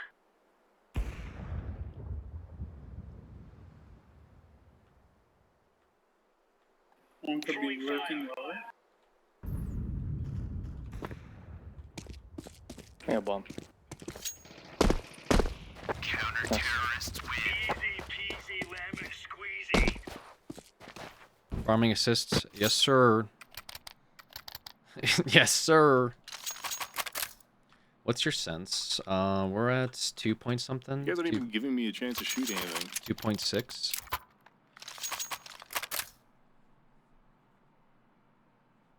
Usually a lot higher than I play, but I don't like my mouse space. Look how this guy supports me. Suicide. Long. Already out long. Laying down smoke. Laying down smoke. Incendiary.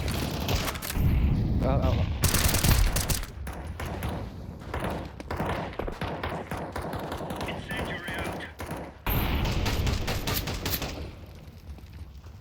Throwing fire. Grenade. Planning. Yes.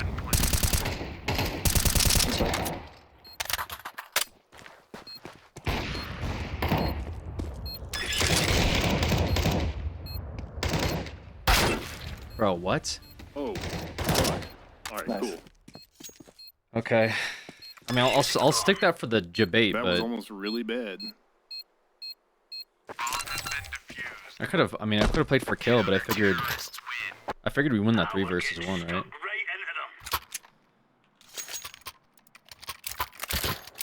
Dude, I'm actually farming assists, man. What is this?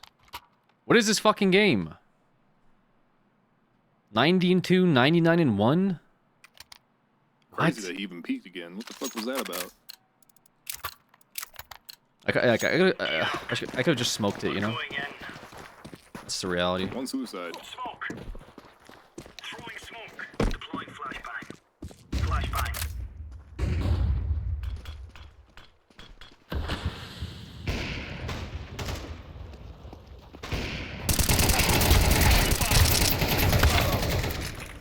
I dinked the guy on the fucking Xbox, bro, and I couldn't transfer the rest.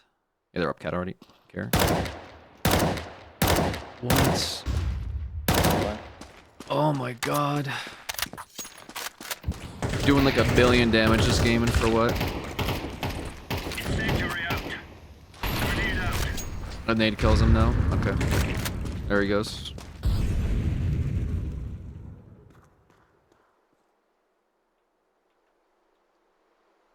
Could have gone back. Ah, it sucks I didn't transfer it. Cat, last one. 87-1? Brother. It's just... What is this? What is this game?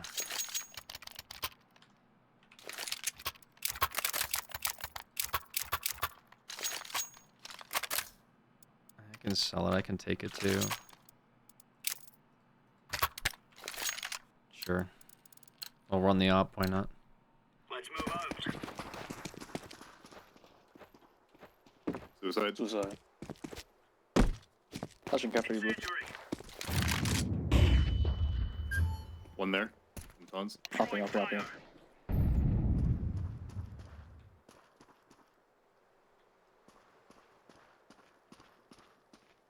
Dropping suicide. Throwing fire. He's still there.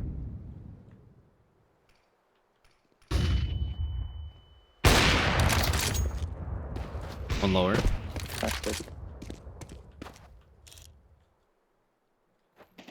Laying down smoke. Throwing a grenade. Incendiary.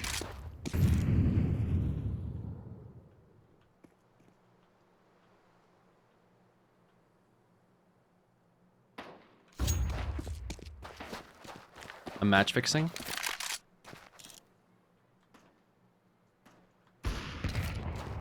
Throwing smoke.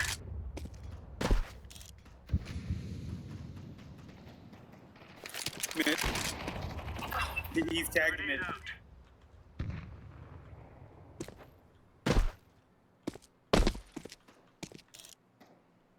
Alright, lady, going for at least 55.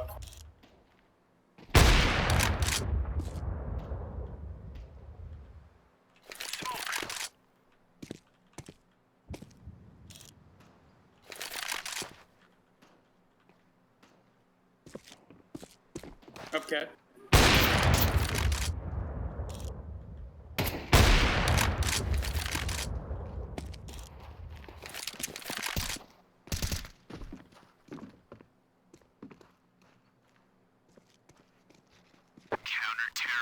He's in B. He's in B.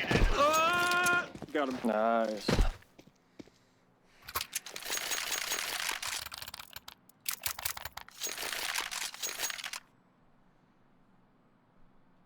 Guys, I have bronchitis. It fucking sucks.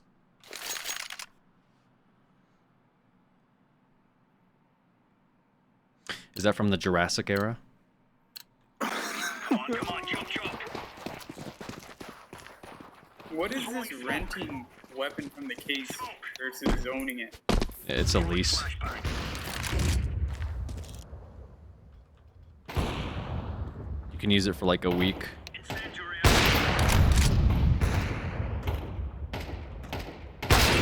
Oh my god, no way this guy hits that. What? Nope, he got me. Hits that too, I guess.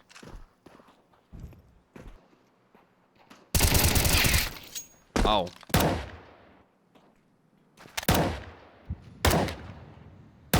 These guys are getting, unfortunately, very much bodied this half.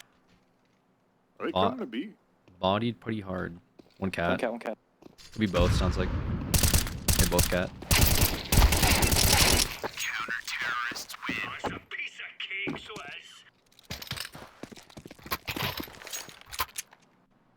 Yo, purple's kind of nasty.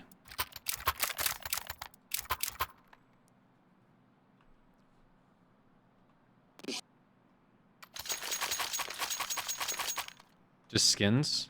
It is. It's their skins, fuck. let's make this Reyes rain.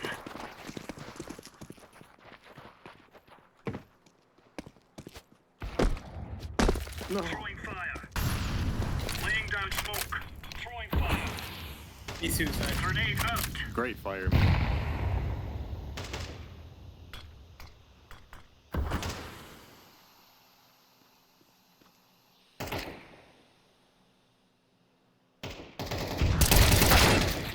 Wow, the timing. One cat.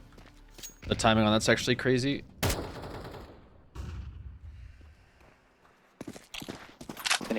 Must have started walking that the second I walked away. Popping long. Wait, they have bomb. You have bomb.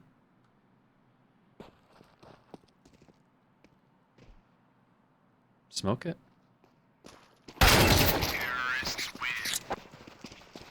Unlucky.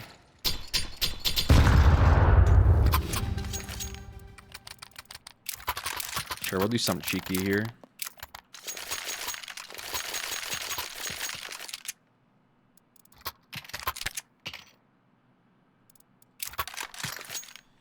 We'll do something cheeky.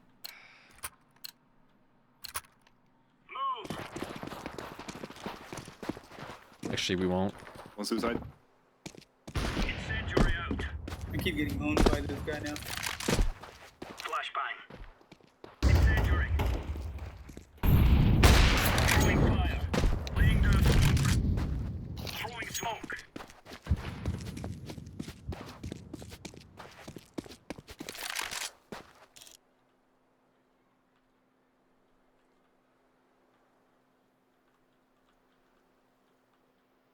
Tons. Throwing a grenade. Grenade.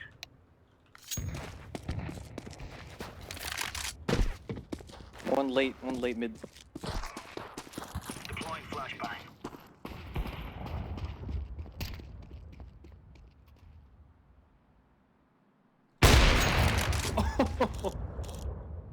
Last one was mid.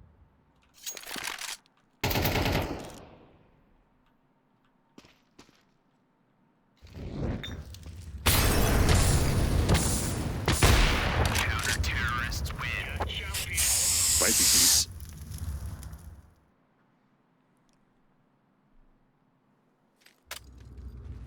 Together we can do this.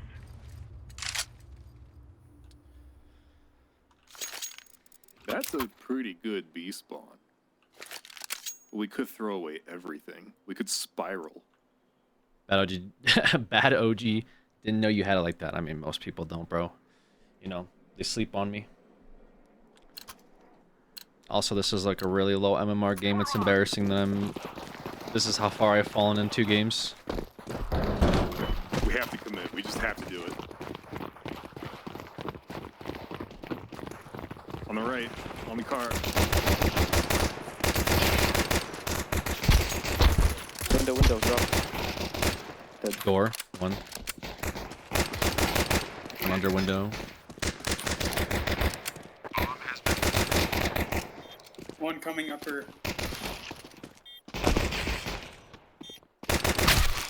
Wow. What? Okay. Last time I watched the Alex play CS, he was Glabal Elite. This is still the case, right? Yeah, bro, legends never die. I feel like a Glabal Elite sometimes, for sure. Is this where we throw for 13 rounds? I mean, if that's the case, you guys will more than likely get your 20-something kills. If we just throw for the next 9 rounds in a row. Bump it, cat.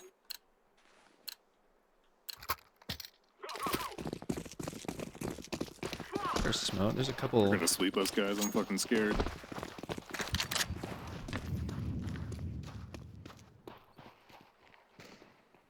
I smoked that.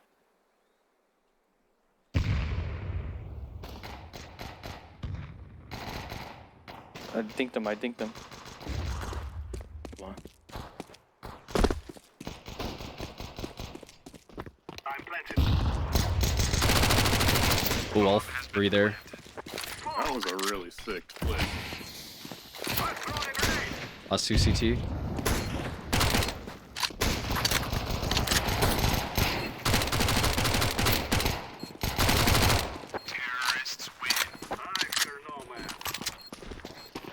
We can push cat again until they fix that. I don't think they're gonna figure that out. Why is it everybody underestimates the P250 ever since fucking 1.6? Like, what the fuck? And 1.6? Sheesh. I'll smoke doors. 1.6. We're talking 1.6. Talking Cali, Calo, 1.6.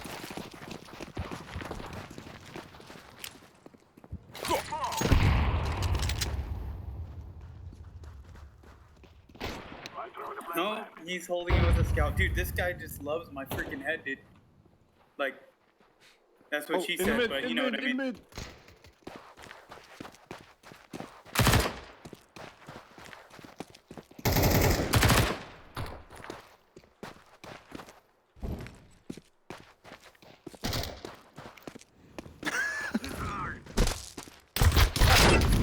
Top of mid. Oh, that was the guy from mid. Nice. There's one more top of mid. I got bomb blue. Alright, go B. Watch mid, watch mid, watch mid. There's no one B. They're both A.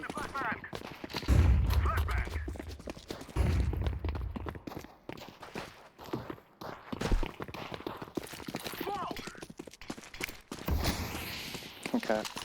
And one CT. Terrorists win. We cannot be killed.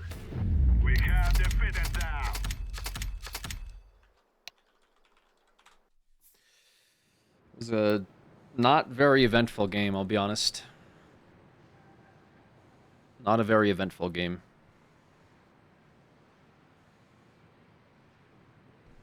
Jesus Christ.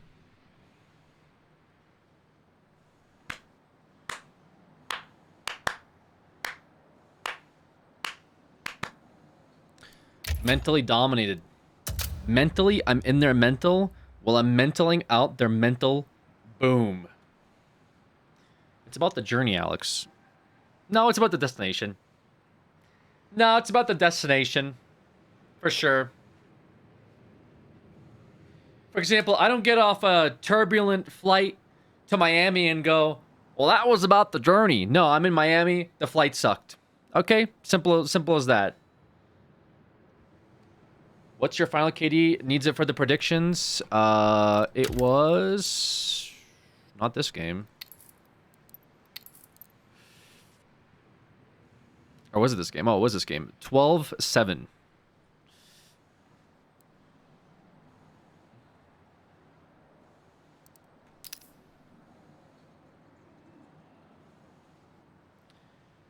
Maybe the real rank was the friendships we made along the way? No.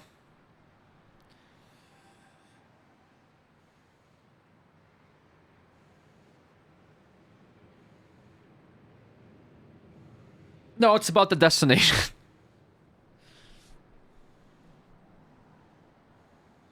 Congrats, 3 predictors. It was the bongs ripped along the way. True. We should have won that game. Bong rips aside. My CT side was kind of dog shit, though. What else is new, buddy? Buddy boy. Warhammer 40k Xeno sticker capsule. Wait, this is sick. Can I lease these? Can I rent these for a week? Tau?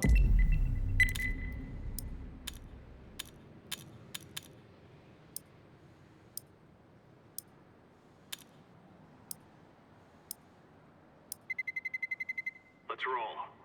How do I go from blue to 7? Like, the ranks in this game are so trash. What is Valvo doing, bro? Valvo. Please, man. Fix MMR. Now. Also, Patriarch earlier, think of that resub. Sorry if I missed it.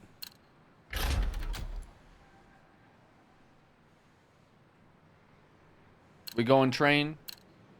Okay. Why not?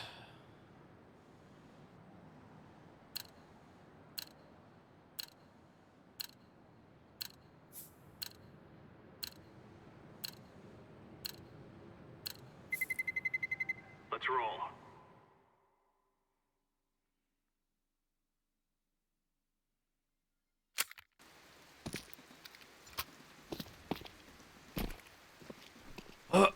All right, time to get 10 FPS because the rain bombs my PC. All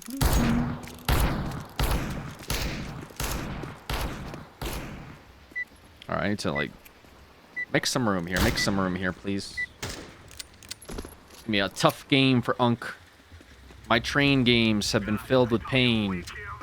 Train pain inside my vein. But I feel no gain because I sit inside the rain. All right.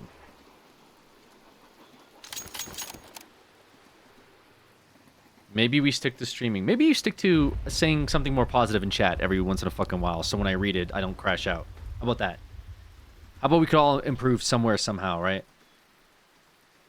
Why don't they just cover the map with the big umbrella so the FPS is higher? Those that think, do. Or do not, there is no try. Win 7 rounds. There's an XP bonus. LOL. Doofus gave me the worst Deeg skin in game, made me crash. I like that. Doofus is crazy, no? Guys, I lag out when I press tab. Am I the asshole?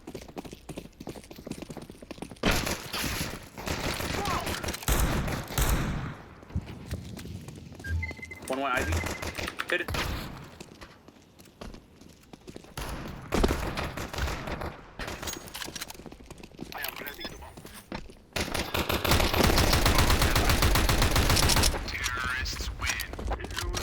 Oh, fuck was that? Did I just slide across the floor? There's a bug where the menu causes frame drops. That's not a bug. That's called an intended feature. It's been around since God knows when this game was fucking released. You'll notice when I'm buying something, I have 110 FPS. You notice when I'm out of it, I climb back up to 150, which is pretty dog shit. I unironically lose frames on this map.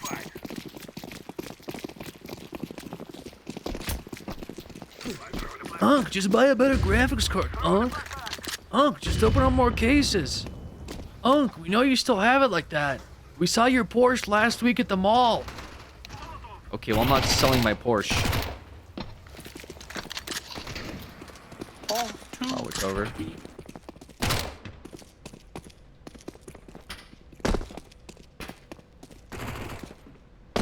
think one on site.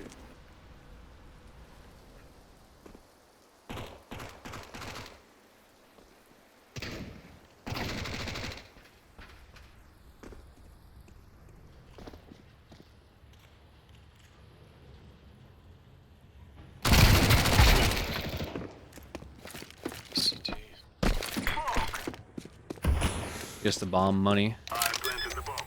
Honey.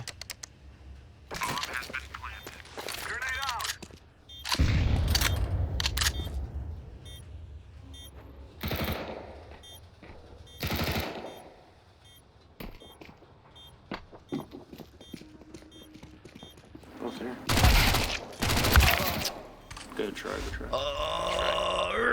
I'm so mad.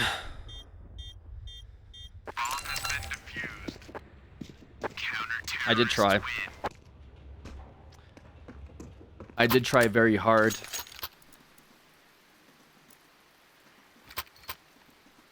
There wasn't really an opportunity where I could have played that better, I think. I kill the guy, I maybe turn and swing and shoot the other guy. Those were my only options.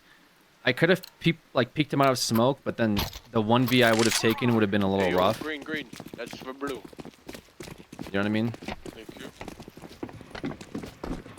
Okay. They Hey, played close here with a shotgun. One back, one close. am I looking at anything here? Is this a ladder? No, it's On not. that, I'm Matrix.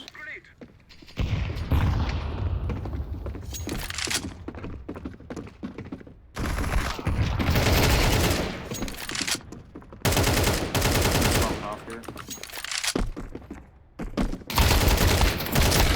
Bro, what? Come on, man. No, we don't follow that up. That's so unlucky. Nice, I got it. Nice. Nice! Nice! I'm built different. I would have turned on wall hacks. Yeah, I'm built different. I would have cheated. Brother, believe it or not, you're actually not very different if you cheat in this game. You'd be joining the club, buddy. Okay? Aww. Thank you. That's just like, hey, that's for my friend. The gun is for my friend. Do not pick up that gun.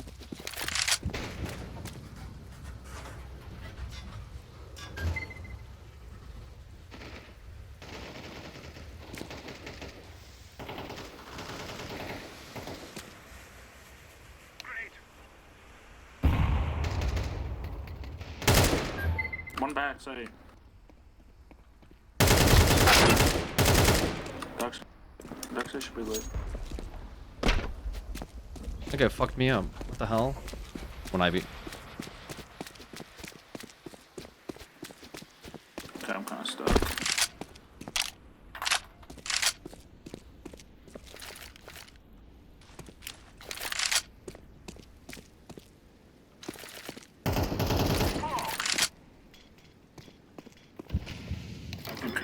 He's right. Nice. Bomb has been planted. Grenade! I'm throwing a grenade! Terrorists win. Fear us. 2 flashes. Ooh, picked up some loot.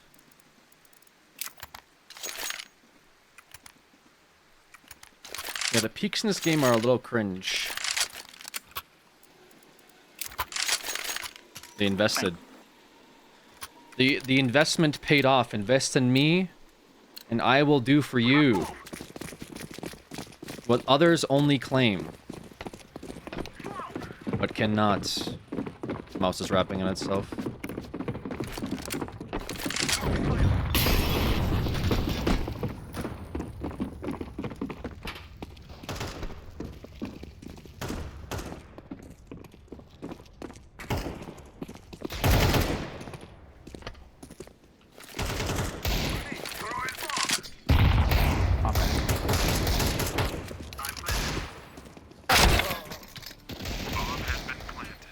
Okay. Guy was just hiding. You know, wireless mouse. Cringe, wireless MS. Wireless monitor, yeah, agreed.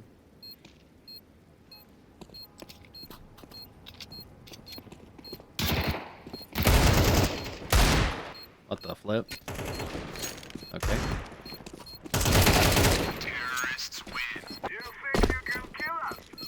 You think you can kill us? You can't stop us. Only us stop us. I can do some VO in this game. I need to put together a VO demo reel. I'm gonna do some voice acting. Ha! You plant bomb. You plant bomb like little girl. It just sounds like Groot. Or Gru. Gru from Despicable Me.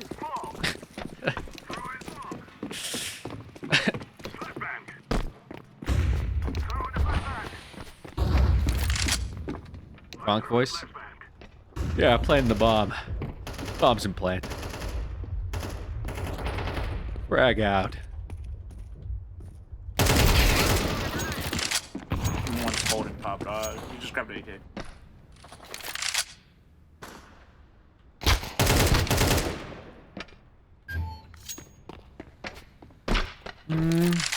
Watch out, pop.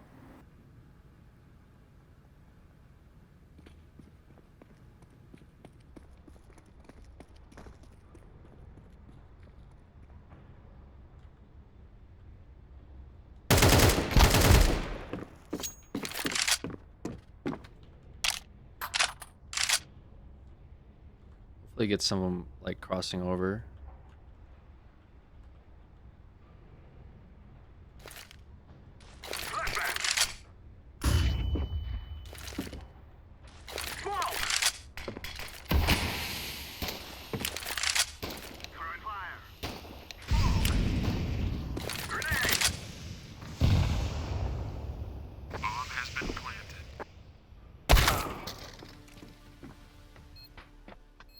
Okay. Well, I set him up good here, I think. Right? Okay. Would actually set him up hella good. Nice. Which I meant. Fantastic. Fantastic. I get in their head and they like... They didn't know what was going on. They're like, this guy is smoking this. Yellow, sell, green, give AK the yellow. Oh. Yellow, sell. Thank you. Gold knife. That means he's better than me. This guy's our bank accountant, brother. He's over here like doing fucking taxes and shit. I'm just trying to have a good time. He's like, oh, you got money minus sell him, buy him, sell your gun. It's nice having a fucking accountant. Is that like a title you can have at the end of the game? The accountant?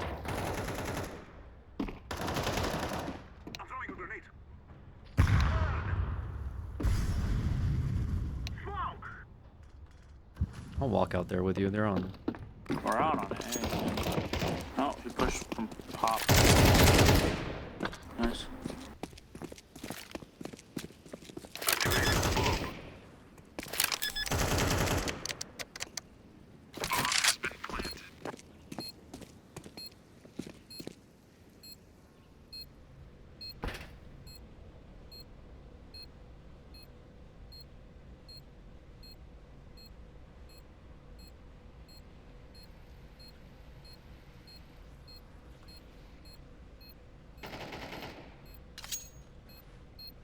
CT.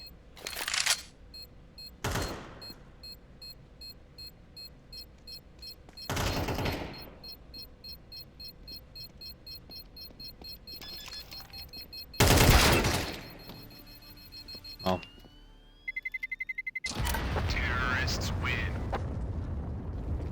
All he showed us, what's good? The Excel homie. The Economist. Everyone needs one of those, right? 50 and 3. Oh, I guess he 102'd me. 53 and 2. I have dyslexia.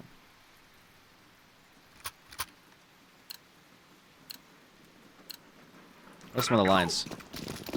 Planting the bomb. The bomb has been planted. Get out of there, it's gonna blow.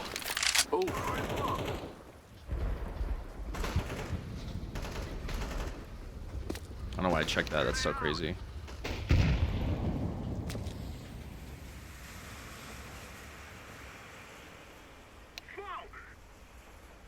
Should be one there, yellow.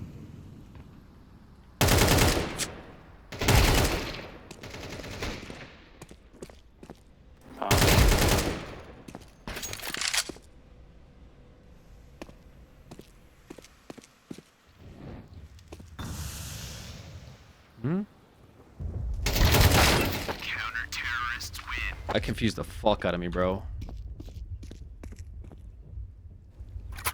Yeah, we shouldn't have lost that. That's on me.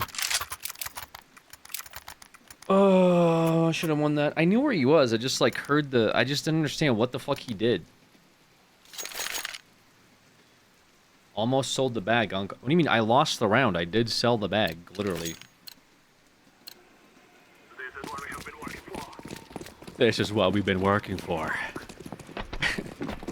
Peter, we're terrorists.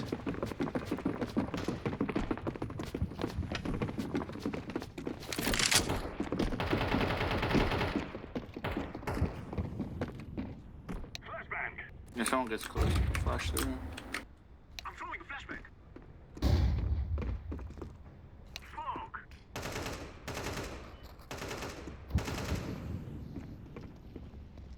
Someone usually plays close. Pop.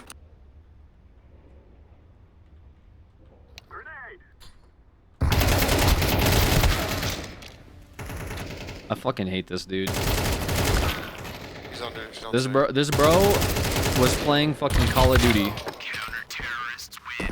Literally just holding D, mouse 1, then holding A, mouse 1.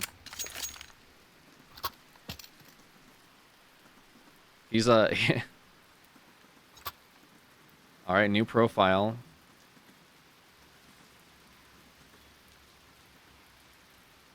Like 10 friends.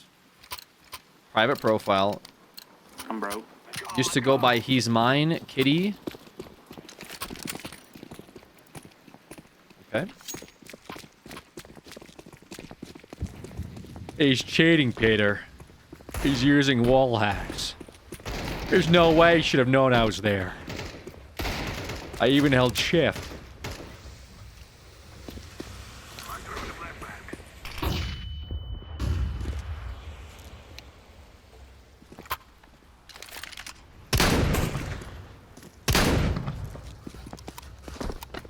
Alright, let's do this.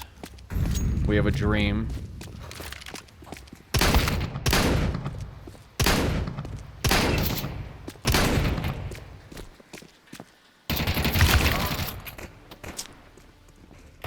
Ooh, I'm angry. Brother, I'm getting 100 FPS.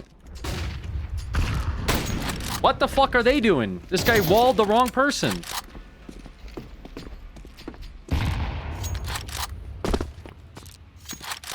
What, his wall hacks not work? You fucking threw a grenade at his teammate thinking... Alright, this guy's popping off. Okay.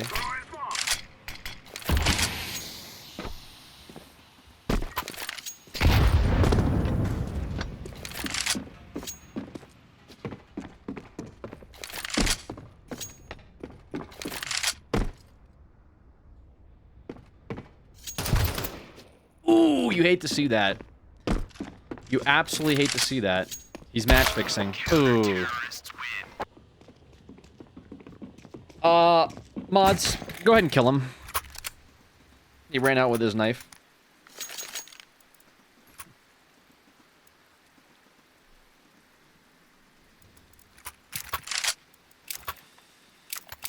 Our team's not even talking anymore. We're just done yapping. We are done yapping away, bro.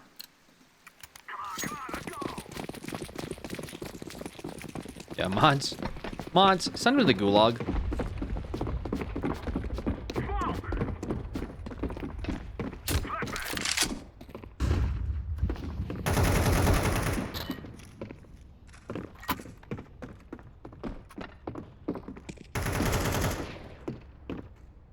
I shot.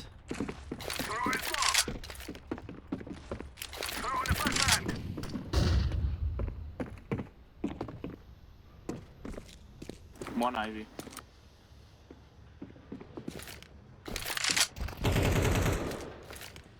I'll rotate. One heaven. Fuck me, bro.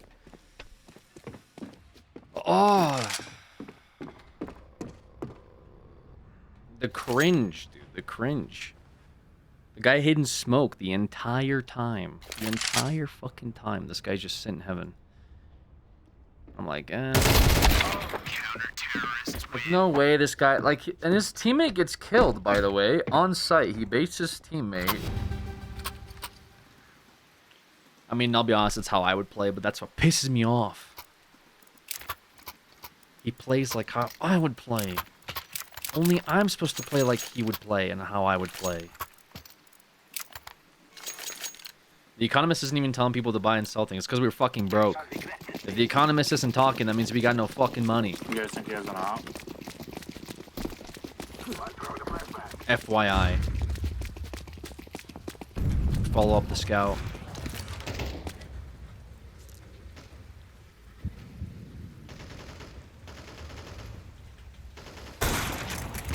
Nice for shares, he does. Okay.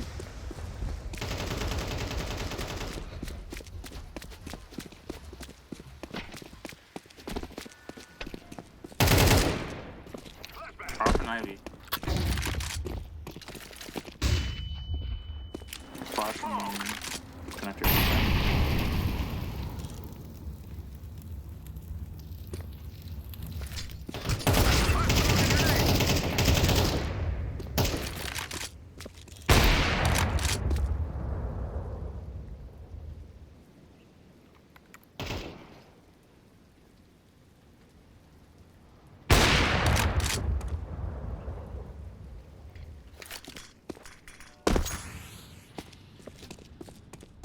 Fuck it, we'll play for this.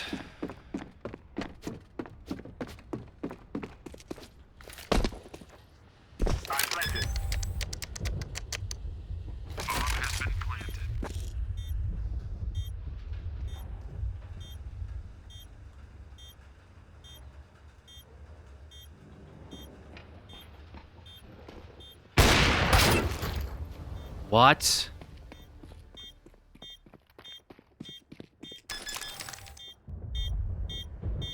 This guy does not turn up. Nah, this guy does not turn up. This Vladza guy does not turn up. No shot. In the last 30 minutes, building my boyfriend's shopping cart only for him to say no.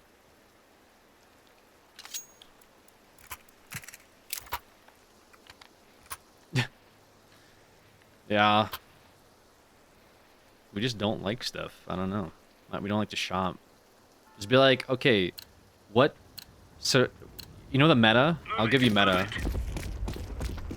I'll give you a glitch. So basically, here's how you exploit that. Basically, you say, okay, you don't like that, that's fine.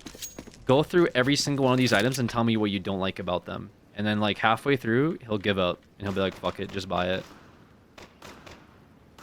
Because the value proposition you're offering is to waste his time, and men find that to be way more valuable than money. He will literally just like rage bait him to ask him to rate every item you picked out, and then add extra stuff. And then he'll look at it and be like, I don't like that, that's shit. That looks like trash. And then he'll be like, you know what, just fuck it, I don't care anymore. Just buy whatever. then you'll never have that conversation again. So I use that when I really want something. Can't abuse that hack too often. I understand. Yeah, you don't want to spam that meta because it does get patched after a while. It did get patched. I think like 2 patches ago, like heavy. These boys have got a bit of an arsenal and they don't mind using it. I can't believe I didn't win that, dude. That's actually so lame. I should have won that 100%. Grenade out. Smoke.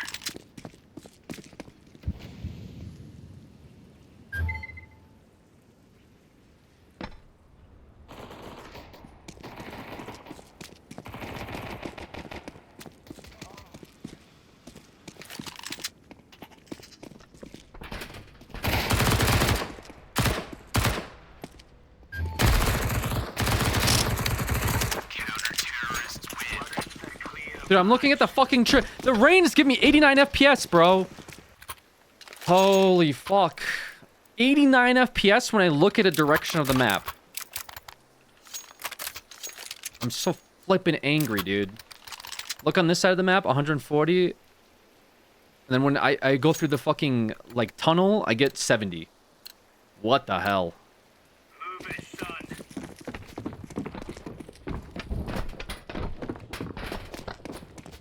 They don't rush this surely, right? Or they do? Throwing a grenade. Smoke. Throwing smoke. Jesus, No. they're up.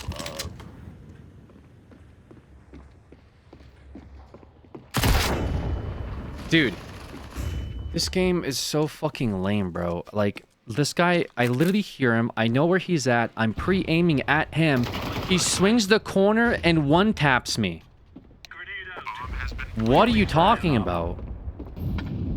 I know everything about him, where his family lives, what kind of food his dog eats, where his mom used to go to high school, what nursing home his grandma stays at. I hear his footsteps. The guy fucking just turns the corner and clicks me, despite all that. I had a fucking NASA UAV on his house. I had a SWAT team ready. Towards CT spawn, next to stand up. And for what? For him to just turn the corner? Boom. A fucking 14k elo guy with 2 letters in his name. Boom. Oh, okay. I thought I was going to get to play for a second. I thought me having all the information was enough to win this trade. Nope. Boom.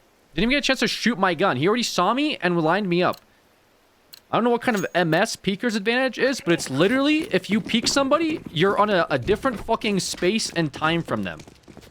Like, you're in another dimension when you're peeking somebody. I'm 3 days behind him when I'm standing there. When he peeks me, he's in the fucking future. Bro, he knows when the fucking next, like, who the next president's gonna be before I actually see him. One more.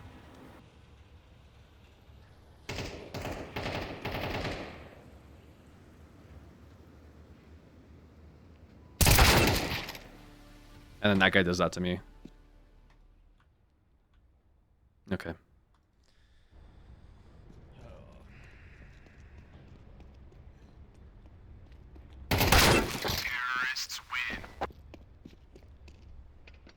Dude, and the fact that, like, you're able to peek somebody and hide before they see you and shoot, which is crazy, by the way. Like, what the fuck? That's why you just use the XM. It doesn't matter. You just press the button and they die, right? I will demonstrate it with this next showcase. The accountant's going to be mad that I bought this, but I figured I'll put it on the company card.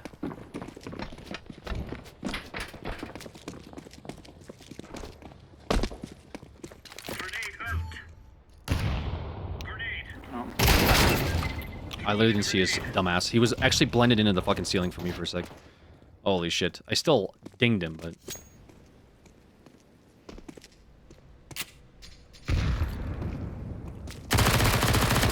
Oh, there you go. Paid off, I guess.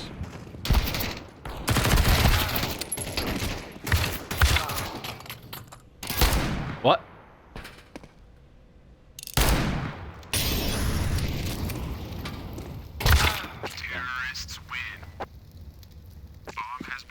It could have done more damage, but like literally he blended into the background for me. I saw him too before he saw me, but I'm just like fucking stoned or something, I guess. Unlucky. Are they buying? No one's buying. Is that guy buying? Should I not buy? Fuck it. I'll save, bro. I don't want to save. Don't want to save. Wait, they bought. What the fuck is going on? Oh, 100 FPS.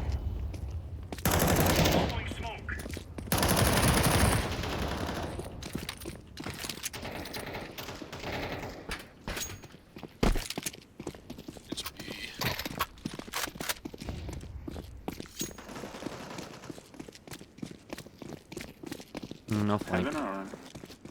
They were having.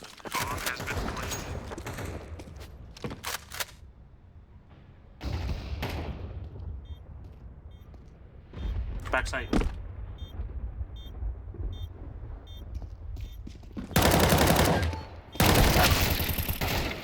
Bro, I can't, I literally cannot play. I don't know what to, like, I know I'm sounding like salty or whatever, but like, my frames are dropping so fucking hard on this dog map. What is this? When, I don't even know what it was, but it's like I felt like I was in a fucking PowerPoint walking down the ramp. Disgusting. Oh, don't worry. That was just a lag. Night, Art. Have a good rest of your night.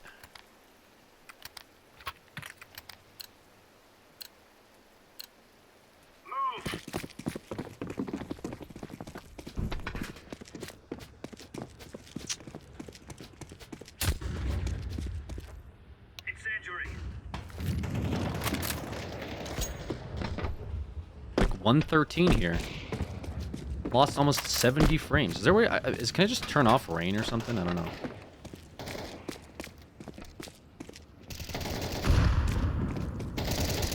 There you go.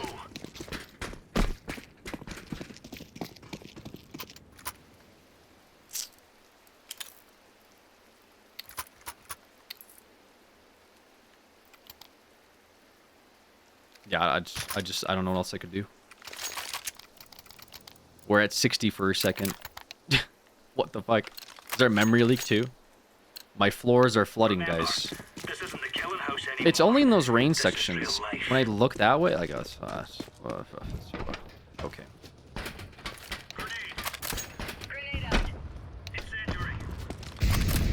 I don't see shit. A lot there.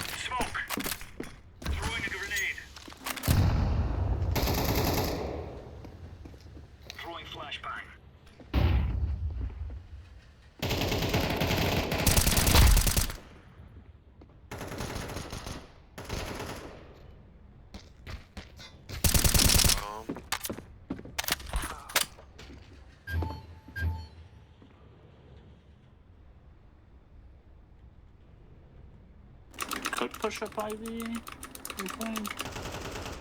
One came out of Pop Dog. I'm telling you right now, I had zero business hitting that. Like 100%. Silly me, they're not advanced enough for that. If I was him, I'd be malding like I was last round. Unironically, I would be malding out. If he saw what I just did, I would not be a happy guy.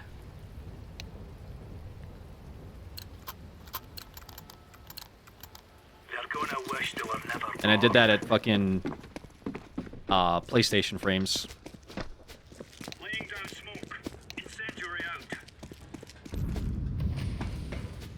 PlayStation graphics.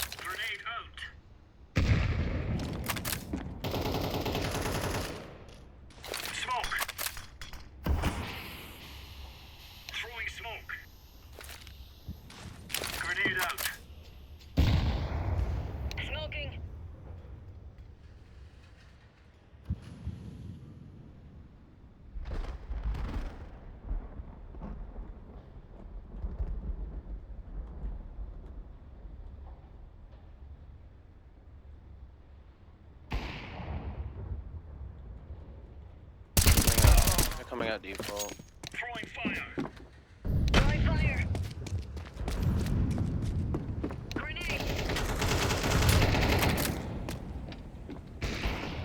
Wow, he's crouched a shot. Throwing fire. Nice. Terrorists win. Nice. GG's. All right.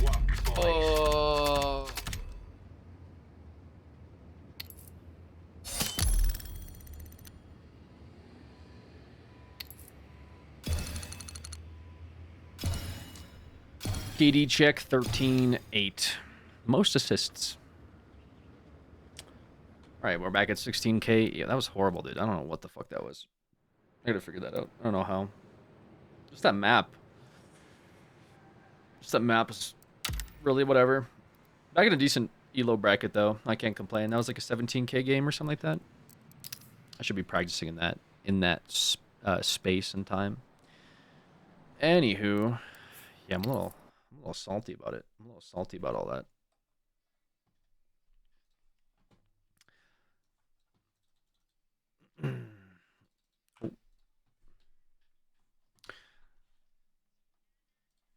All right, what do we got? We should react to... You guys are saying the Star Citizen drama, right? What do I even watch?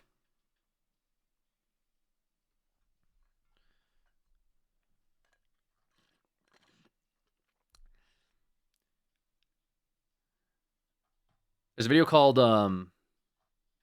Star Citizen officially went too far after making $800 million, and it's called Pure Greed. More drama this time about Star Citizen. They've gone too freaking far. Urgh, I'm so mad at Star Citizen. They've almost made $1 billion and the game still hasn't come out yet.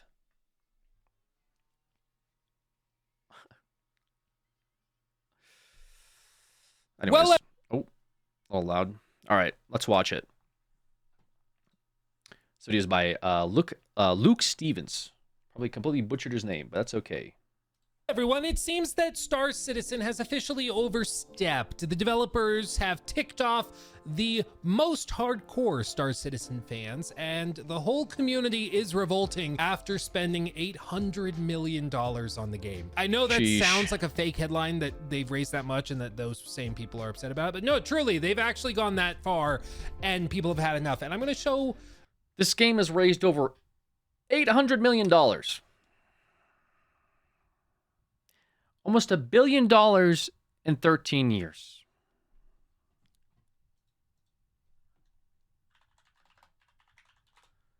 Put into context, the budget for GTA 5 was approximately $265 million. So they have made the equivalent of close to 3 GTA 5s in budget, and the game still isn't out yet. So there is that. Raised over 100 million every year since 2022. They're making like, I mean, they're kind of making like Genshin money, bro, at some points here, right? I mean, 100 million in a year. I mean, to be fair, like Hoyo makes that in 1 month. But my point is, they made a lot of money. So is there a lot to show for it? Hopefully. Thanks, Oni-chan. Ego Tripped Gaming. Thank you for the Prime. Appreciate your Prime sub. Thank you so much. all of it to you because it's crazy.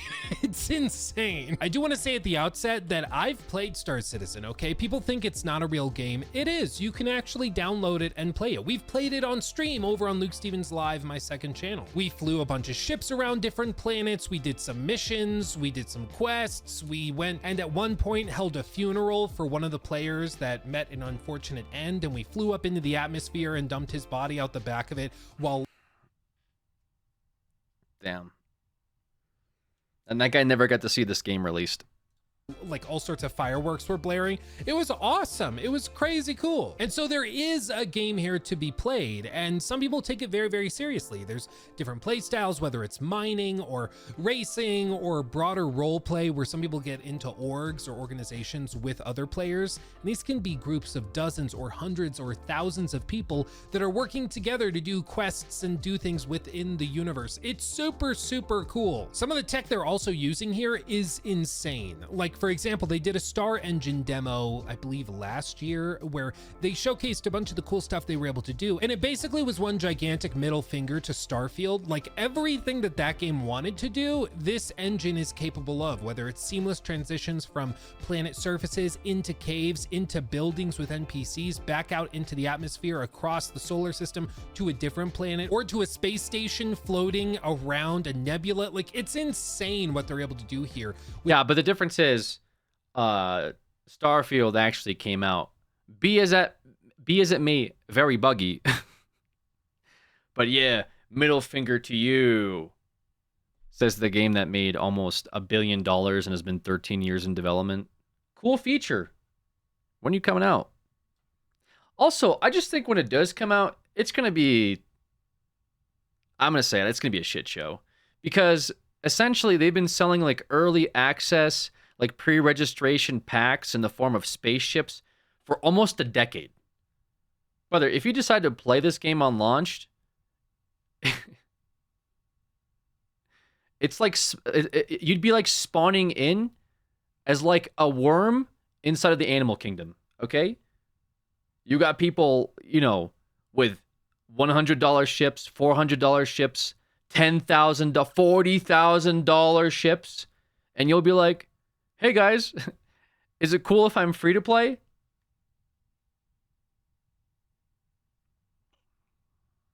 I don't know. With seamless data streaming, it's really remarkable. But as most people are all too aware, remarkable things often require remarkable budgets. And that certainly is true with Star Citizen. They've raised over $800 million at this point from 5.6 million different people. And every time I check on this number, it's gone up by an insane amount. It's just wild how much money they make with How much money is that, bro? Between 5 million people? Oh my God. You know what the average amount of money one person spends? And I understand that this doesn't make any sense because there's whales and they spend a lot of money. But let's just put it into the context of 800 million divided by 5 million. And you get... Wait, what? 160. Does that make any sense? What am I trying to say? Can I just do a better number? Can I do a number that makes more sense to me? It'd be like 800 divided by 5, right? Okay, never mind. I failed math. Like 160. $140 per person? Is that what that means? No, it's surely, right? Is that what that means? Oh, yeah. No, that makes sense. Okay, each person spent $160 on average for a game. That's pretty crazy. Is it not? Is that not an insane amount? That's about what I spent. Yeah, I mean, you gotta at some point, right? Like, if you want to compete, I guess, in this game. And as you can see, if you go to like monthly earnings, you can see that like in November of last year, they brought in $20 million in a month. Granted, Wow. the game like doesn't technically, like, it's not in 1.0. It's not fully released or anything. This one, like in December, they made just around $18 million. It's crazy. Granted, they only made 7.5 during January, February, but they're starting to recover. And as they hold more events, they make more money. But it's wild, the amount of money they take in. It's really crazy. And in case you're wondering how they actually make that money, it's with bundles and packs like this. There So it for is. example, if you want to get into the game, you have to buy a starter pack that maybe has like a $45 ship.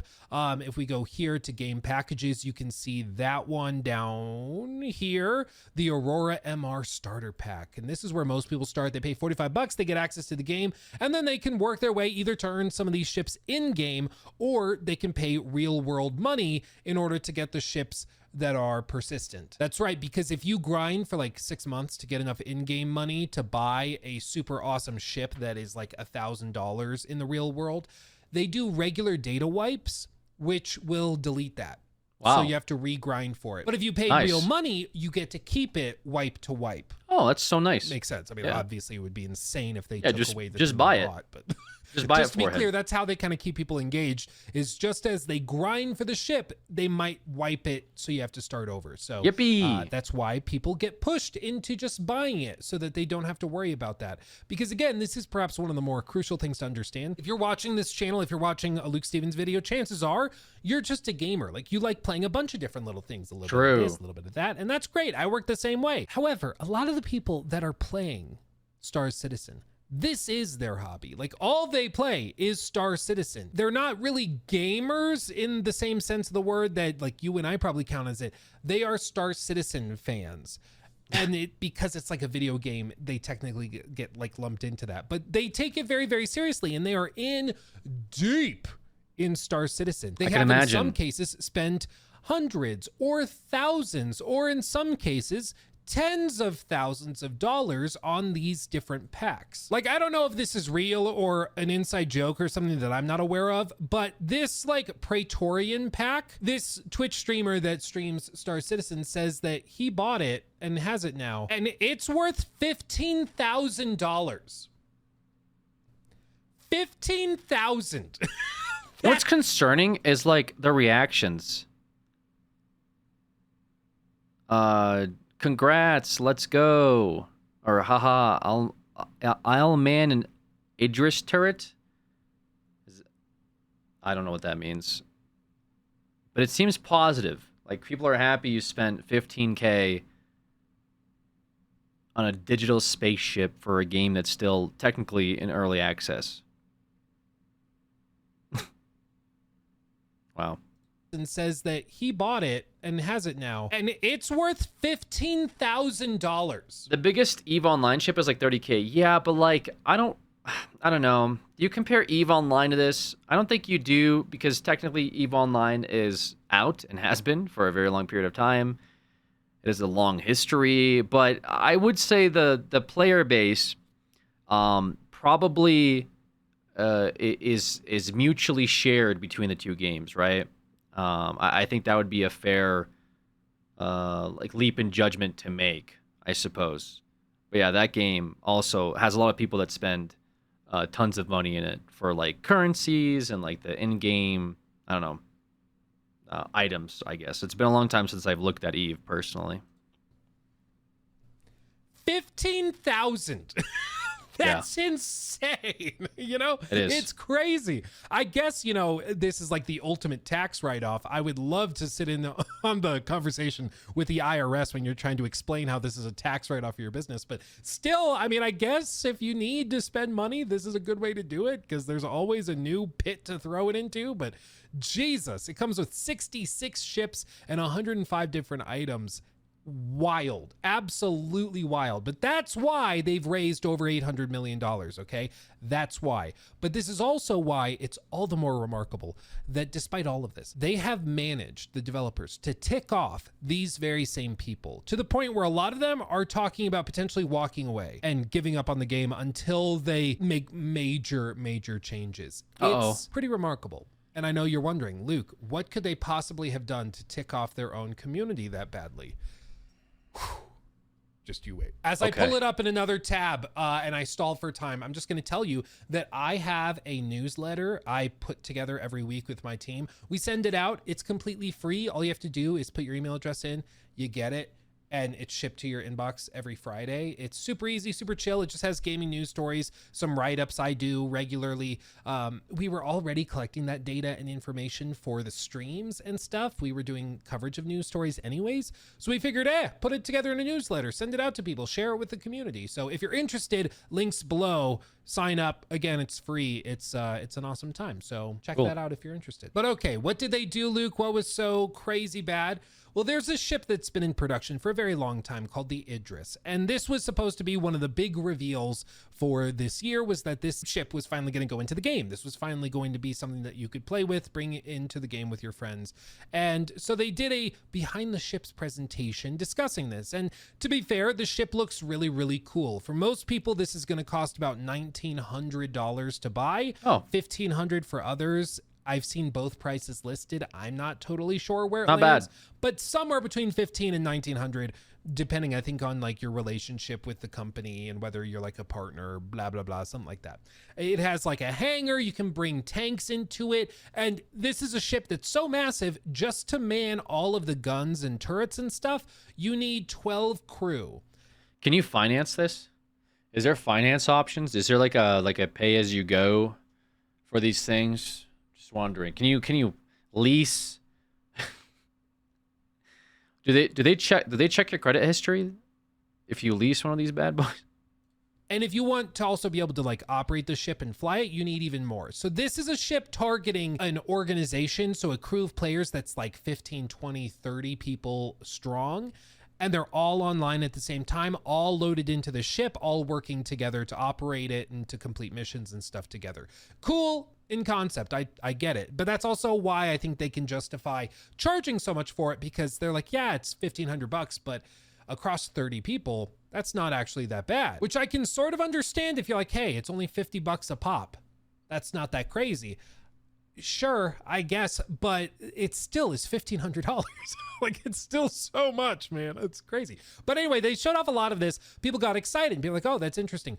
But there's a couple of other little tidbits you need to understand about this. As part of this announcement, they revealed, of course, that it was going to be launching with all sorts of different various like attachments and things that can make it more useful. These turrets, for example, that you see, typically they need to be manned. However, there are certain things that you can use to basically have them be AI controlled so that they auto aim, so you can fly the ship even without a full crew. Sounds good, right? Those are called like AI blades, is my understanding. And they're basically like mods that you clip into a weapon or a system or a ship to make them operate the way that you want them to, or a different way. Maybe it increases the rate of fire, or it just allows them to freely like lock on aim without you needing to have somebody manning in the turret. Cool idea. And they also have things called blades that also are just broader vehicle mods that you can use on a big ship like this, or even smaller ships that they have designed them for. And these can do things like increase top speed but make it less maneuverable, or increase maneuverability but decrease the top speed. Again, they're basically just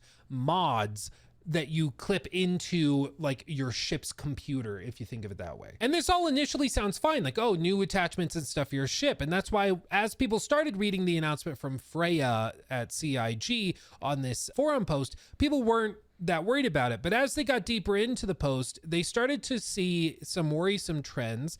And then like the big humdinger was revealed, which is basically just that these are going to be available for sale exclusively for a limited time. As you can see here. Oh, okay. So mods for ships. Ooh, ew, ew, icky. That's gross. That's nasty.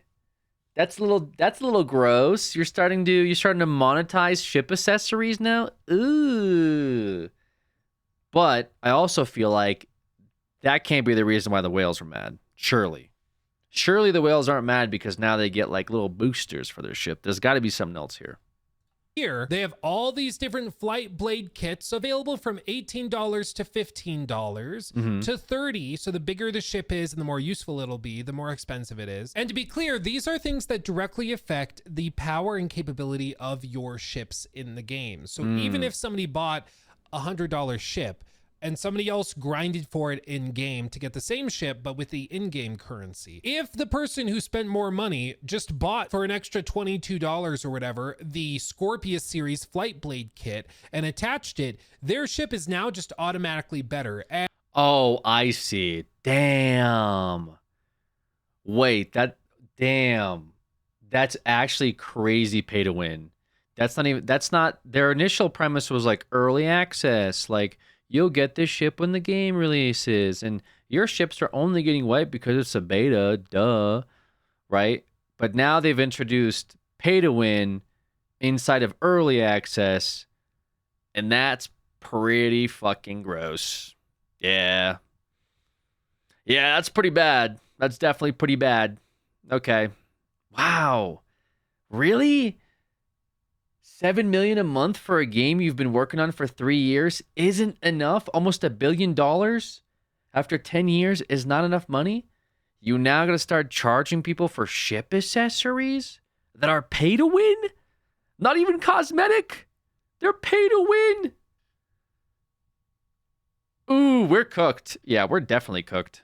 And as of right now, it seems that there is no way to acquire these in-game. They are exclusively available as a pledge for $22 or $18 or $8 or $10 or $15, whatever, until some point in the future. Some people are saying they heard somebody say 3 months. Others are saying 6 months. Other people are saying there has been no confirmation. So we just don't know right now. But either way, they are locking behind a paywall. Many paywalls, I guess, very small paywalls, contrasted to the broader paywall. That's sure, but that doesn't excuse it, brother. Like, okay, if they're only $22, but they shouldn't be anything. The whole point of the starter pack is that you get access to the game and you get a little dinky ship. Good luck. Not, oh, but if you buy this ship accessory, your ship will be like, what? Yeah, this should all be farmable. What are you talking about? Yeah, this is pretty cringe. It's all over the place with the $1,500 ships and stuff, but they are paywalling little bitty upgrades like this. And people are just finally like having enough, because paired with this was also an announcement that they're paywalling other stuff. They're paywalling bomb racks, which allow you to basically have bombs and carry those on ships that previously wouldn't have been able to do that. They are also paywalling things like new racing gear, cosmetics, armor sets, weapons, all sorts of different things like this. That, again, if you are willing to spend more money, if you're willing to spend the extra 14 or 5 or $12 here and there, you will just have a better time with the game. And the reason... So what is their justification for this? Because I understand the starter packs is like, guys, come on, man, just invest in us. We'll make the dopest game ever. And now they're like, guys, just buy all these microtransactions. We'll have the dopest game ever. Guys, buy these skins. Guys, buy this $1,500 ship. Guys, buy these bomb racks. They're selling quality of life, which, by the way, creating a problem and then selling the solution is one of the cringiest forms of microtransactions. Like, top 3 cringiest forms of microtransaction, like FOMO, definitely top 3. Then it's like creating a solution for a problem that you yourself also created. So like bomb racks, clearly people don't have space, so you buy bomb racks with... Dude. And then the third one being charging for anything when the game isn't even out yet. That's probably so they're definitely hitting the nail on the head here with this stuff. Yeah, that's wild. Reason why I and many other people have expressed frustration when companies like Ubisoft have gameplay affecting things for sale, even in single player games, much less like online games that you're playing with other players, is because this gives an incentive to the developer to push you into buying these things for real money. That's why they do it this way. Like, duh. Okay, if they want you to spend money on these armor sets, they're going to make sure the only weapon and armor sets that you can get in the core game itself are lame in comparison, because they want you to feel incentivized to spend money for it. Same with all these, same with the weapon mods, same with the actual ship mods and blades. I wouldn't mind this if the game didn't have ship packs that cost $1,000. For example, I play many games that are basically like free to $30, and they have microtransactions for cosmetics. I buy those, you know, for games that I support. You know, I play Last Epoch, I buy the skins. I play Deep Rock Galactic, I buy the passes, collector items, whatever the hell you want to call them. What the fuck are you doing in this game? You buy a $50 ship, and then you buy the cosmetics, and you're still broke in the game. Like, you have to outwhale the whales by being a free-to-play player, and now they're just screwing you with these accessories that are quite obviously pay-to-win. Do they just hate poor people? And the thing is, I'm not even going to call the players that play this game poor, by the way. To access this game's $50. That's just the entry fee. And you start out as a rat. You pay $50 to be basically at the bottom of the barrel. Like, that's your opt-in. And then you can grind for stuff that eventually gets deleted, but now they've just introduced pay to win. So you quite literally will never be better than the people who spend money in this game as long as you never swipe your credit card. That is ridiculous. Absolutely ridiculous. And things, they are finding a reason to force your hand into spending extra money. And they're doing it now with every little bitty thing within Star Citizen. I mean, seriously, it's kind of hard to find like packs. We can look in packs, what these are. These are collections of like cosmetics, ships. The website's broken. Hold on. You know why they did that too, right? I mean, he showcased it. He showcased it.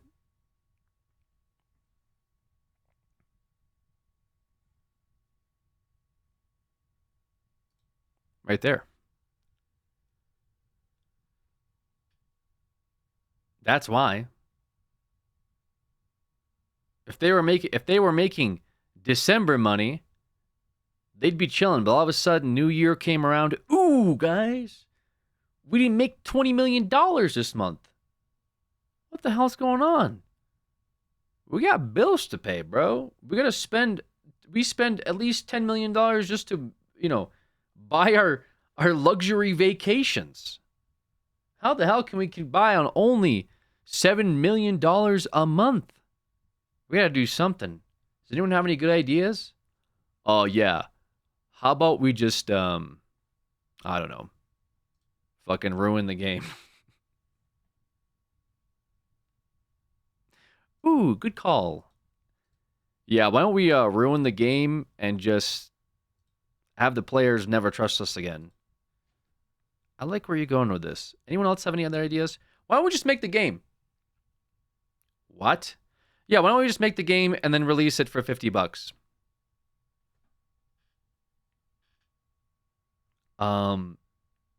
Somebody kill that guy?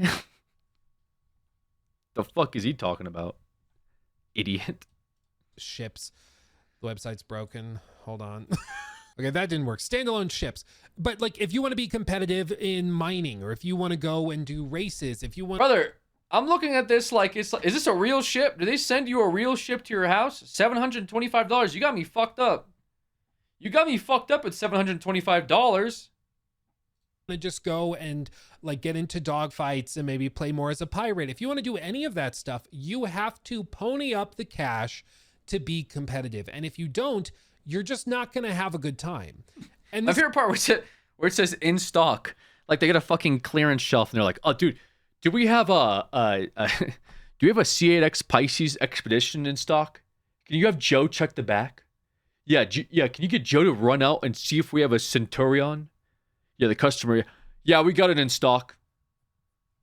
The fuck do you mean in stock? Like what? Oh no, yeah, I wish you came by last week when we had the ballista. Yeah, somebody bought the last ballista for $140. So we're gonna have to wait for the manufacturer to make it. What are you talking about? What are you talking about in stock? It's a fucking video game. What are you stocking? RAM sticks? Cash to be competitive. And if you don't, you're just not going to have a good time. And this is why I think for a lot of people, this was the last straw, because they've taken it out of just the ships being the pay to win mechanic. And now it's everything in the game. It's everything. As you can see here, the community is just fed up. Vrax are here selling performance altering modules and keeping them locked behind a paywall. This paywall, even for a short period, is still the definition of pay to win and not okay. And then another YouTuber, Salt E Mike, said, this is the most embarrassing thing I've seen this company do yet. What part of this game is not sold on the pledge store? Will there be AI mining and salvage blades next so I can auto play the game while taking screenshots? Don't give them ideas. Don't give them ideas. Hello?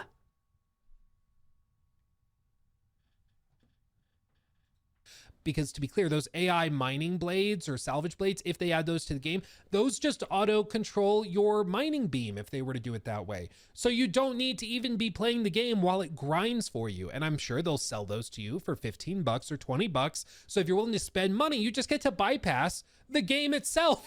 you pay more to not play. It's crazy. Isn't that novel? And as you can see, edit, this doesn't even feel like pay to win that much. It's simply prioritizing items on the pledge store that can never be lost. There is your win, probably, and removing any aspect of having to play the game at all. Winning to me. Oh, come on, guys. Why this is when the coping starts. At first it's like anger, then grief, then coping. I mean, this is absolutely pay to win. If it's like you get an unfair advantage over people that aren't spending money, it is 100% pay to win, especially in a game with PvP. That's the biggest. And I usually will like give some, not benefit of the doubt, but like wiggle room for like single player games. Like you'll be like, oh, it's pay to win in this game, but it's like if it's single player, it's who cares? Like you're paying to make your personal experience better. In games though with PvP, that's when things get very dicey. Because when you start charging people for power in a competitive game, it ruins like not only the integrity and the fairness, but it like really just like sours your game as a whole. People are gonna have a bad experience when they're losing to somebody that swiped their credit card. I mean, that's what was going on in Diablo, where people were just swiping money to be the best at PvP, which is just like absolutely ridiculous and like one of the most cringiest things that I can possibly imagine when it comes to gaming as a whole. Just people they're 1v1ing their fucking bank accounts. Like, what is that? That's not gaming. That's nobody considers that gaming. And honestly, like I said, this whole situation is going to put a bad taste in the entire community's mouth.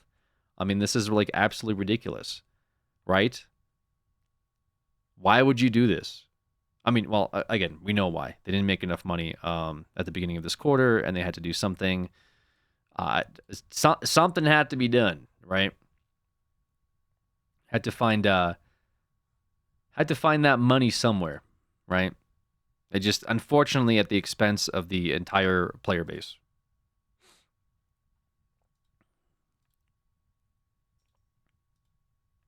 In salvage blades next so I can auto play the game while taking screenshots, because to be clear, those AI mining blades or salvage blades, if they add those to the game, those just auto control your mining beam if they were to do it that way. So you don't need to even be playing the game while it grinds for you. And I'm sure they'll sell those to you for 15 bucks or 20 bucks. So if you're willing to spend money, you just get to bypass the game itself.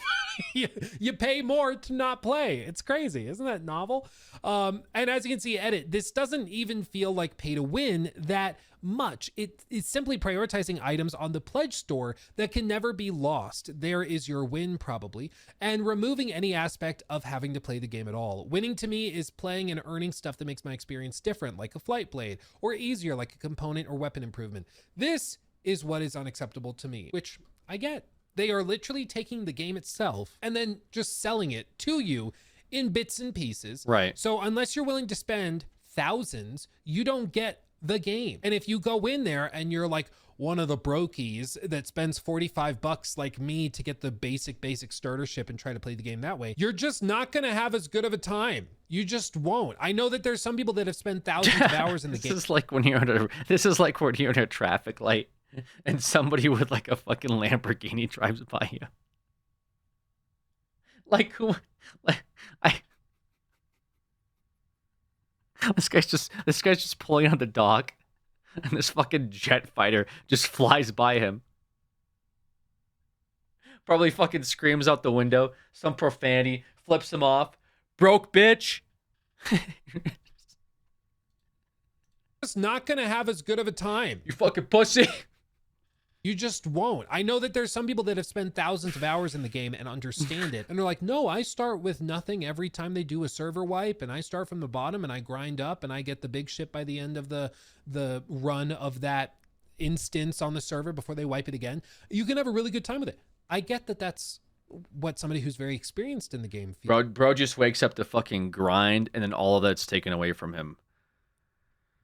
Holy, I mean, I can kind of understand it, right, with server resets, but then it's like other people are just paying for what you fucking grind every other month, right? And it's just like, that can't feel good. You know what I mean?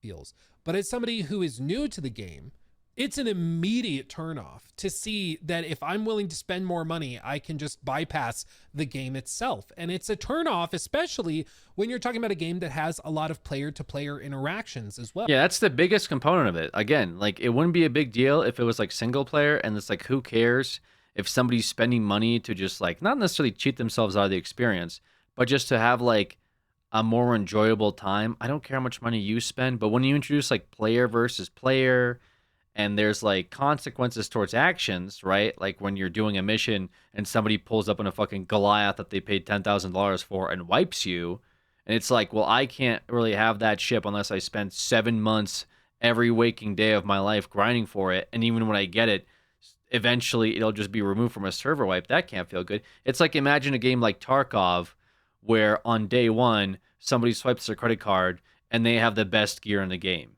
And on day one, you start out with a fucking hunting knife. And so as you're going around trying to loot, trying to survive, trying to do your quests, you just get shot in the head by some guy that just bought his kit. And by the way, because he bought his kit, he has that kit every single time he spawns in the game. It's ridiculous. Like that's absolutely demoralizing and just not fun. Like, who's having fun with this? I guarantee you nobody.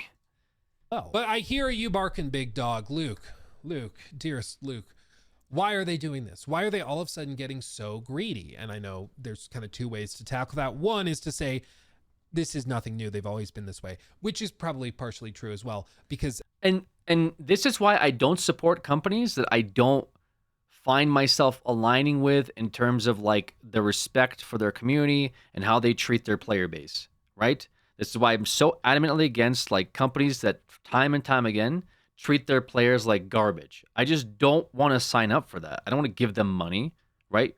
Like, why support these companies that think you're a piece of shit?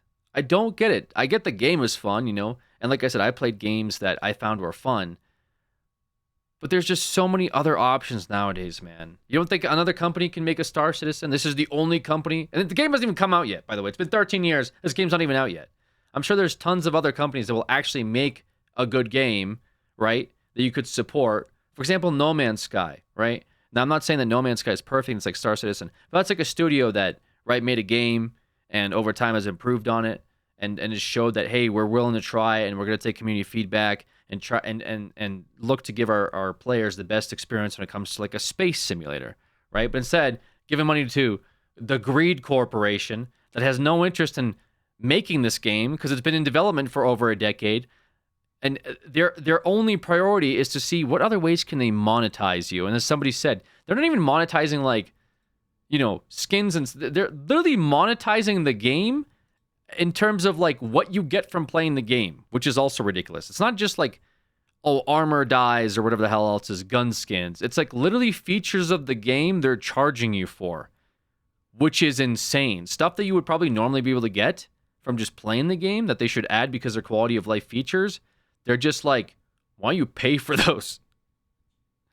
Yeah, we could add them, but we think it's better if we just like charge you more money. And also, if you don't buy it, you'll never have it. Oh, good. Thank you. This is fun. Haven't raised $800 million by accident, okay? They know what they're doing.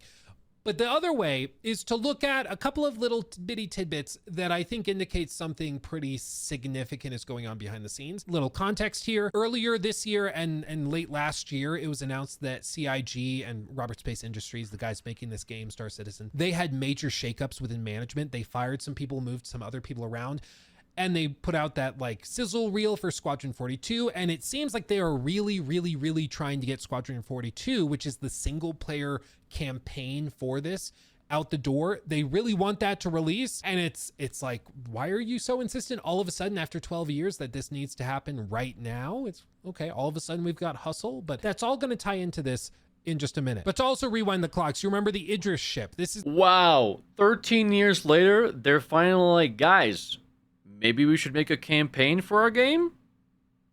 It took them over a decade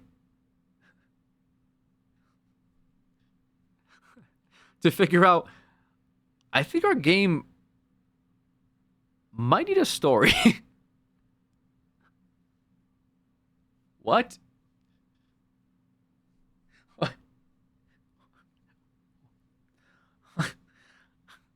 Good call. Is that going to also be like pay to access? Is the store going to be a $60 campaign feature as well that you have to buy from the store? I would not be surprised. Is the ship that kind of kickstarted a lot of this discussion over the blade systems that would be so useful on a ship this massive because of all the turrets and all the stuff. Using like AI blades would be super useful. Having blades that increase maneuverability would be super, super useful, but they're all locked behind paywalls. All that's super crucial, okay? But there's a point in this video where they're talking about it where something kind of interesting happens, because this ship was not supposed to be released right now. It was supposed to be released next to that Squadron 42 game. And there's a little interesting tidbit I want to play for you from a video that was put together by that one and only Salt E Mike. Who, oh no, he's gonna rage bait. Oh no. Oh no, he's gonna rage bait us. Whose video and rundown on this has helped me make this video. Let me just play it for you, okay? What's the deal here? I thought we weren't going to release this until Squadron came out. Good question. Squadron has developed, and the Idris has been in the PU in various guises for quite some time now. It's been quite clear internally that the two versions are very different things now, and it's... In my opinion, it's because they ran out of... They've been running out of money. It's because they've been running out of money, and they're going to do whatever possible to keep this thing afloat. And I think Mike's right. I think Salty Mike is right. I'll have his full video linked in the description box below because it's very... I said it too, man. I said it. I said their numbers are low, and this seems like a desperate move.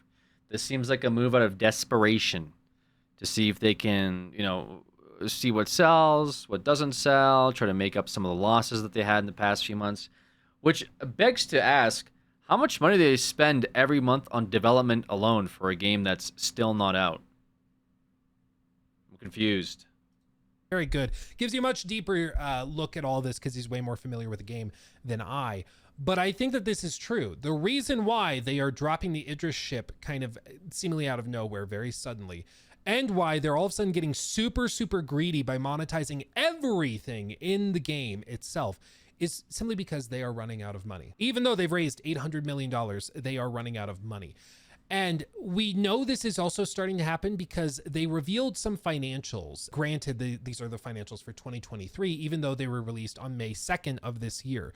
They're staggered by a year. But even with those financials, we can start to see some worrisome trends. And you can go to their website and see this yourself and break it down yourself. We looked at it over on Luke Stevens Live as well, where we did a bit of a deep dive in it. But broad strokes, the primary thing to take away from this is that they are still raising money, true, but they are spending a lot of money and they are burning through a lot of money.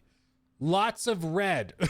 Okay, making a game like this is quite expensive, and they have been doing it for over a decade without a full release. I mean, it's absolutely crazy. You can see they also hold a CitizenCon event every year with 3,000 people in Los Angeles where they showcase the game itself and all of that. This goes to explain the 26% increase in our expenditure, including CapEx over 2022 with all the cost categories up. Like, they burn through a lot of cash. Okay, they really, really do. They've increased like marketing spend. They've increased spend on the IT side. On what the hell are they marketing? The game's not out. The fuck are they marketing and having conventions for? Brother, they're doing everything possible but making the fucking game. What is this? Why is anyone giving them money? Brother. On the dev side, all over the place. As you can see here, salaries, publishing and marketing, contracted dev costs, CapEx, G&A, other dev costs, and it's just going up and up and up. And I'm betting you 2024 total expenses are also going to be all the way up even higher than this. The fuck is this? Publishing and marketing is almost the same size as the developer salaries. They have other dev costs. Okay. Well, at least they spend $1 on quality and insurance. I'm sure everyone's happy to see that. Wow. And yet, the money they're bringing in is not going up that exponentially fast, okay? They are still getting money from the big cash cows, from the big whales, certainly, but not enough to cover these bills, okay? They're hemorrhaging cash right now, and they're trying to find ways to make up for it, which is also why they're trying to get Squadron 42 out the door, because they're hoping they put that out, that maybe makes $300, $400, $500 million.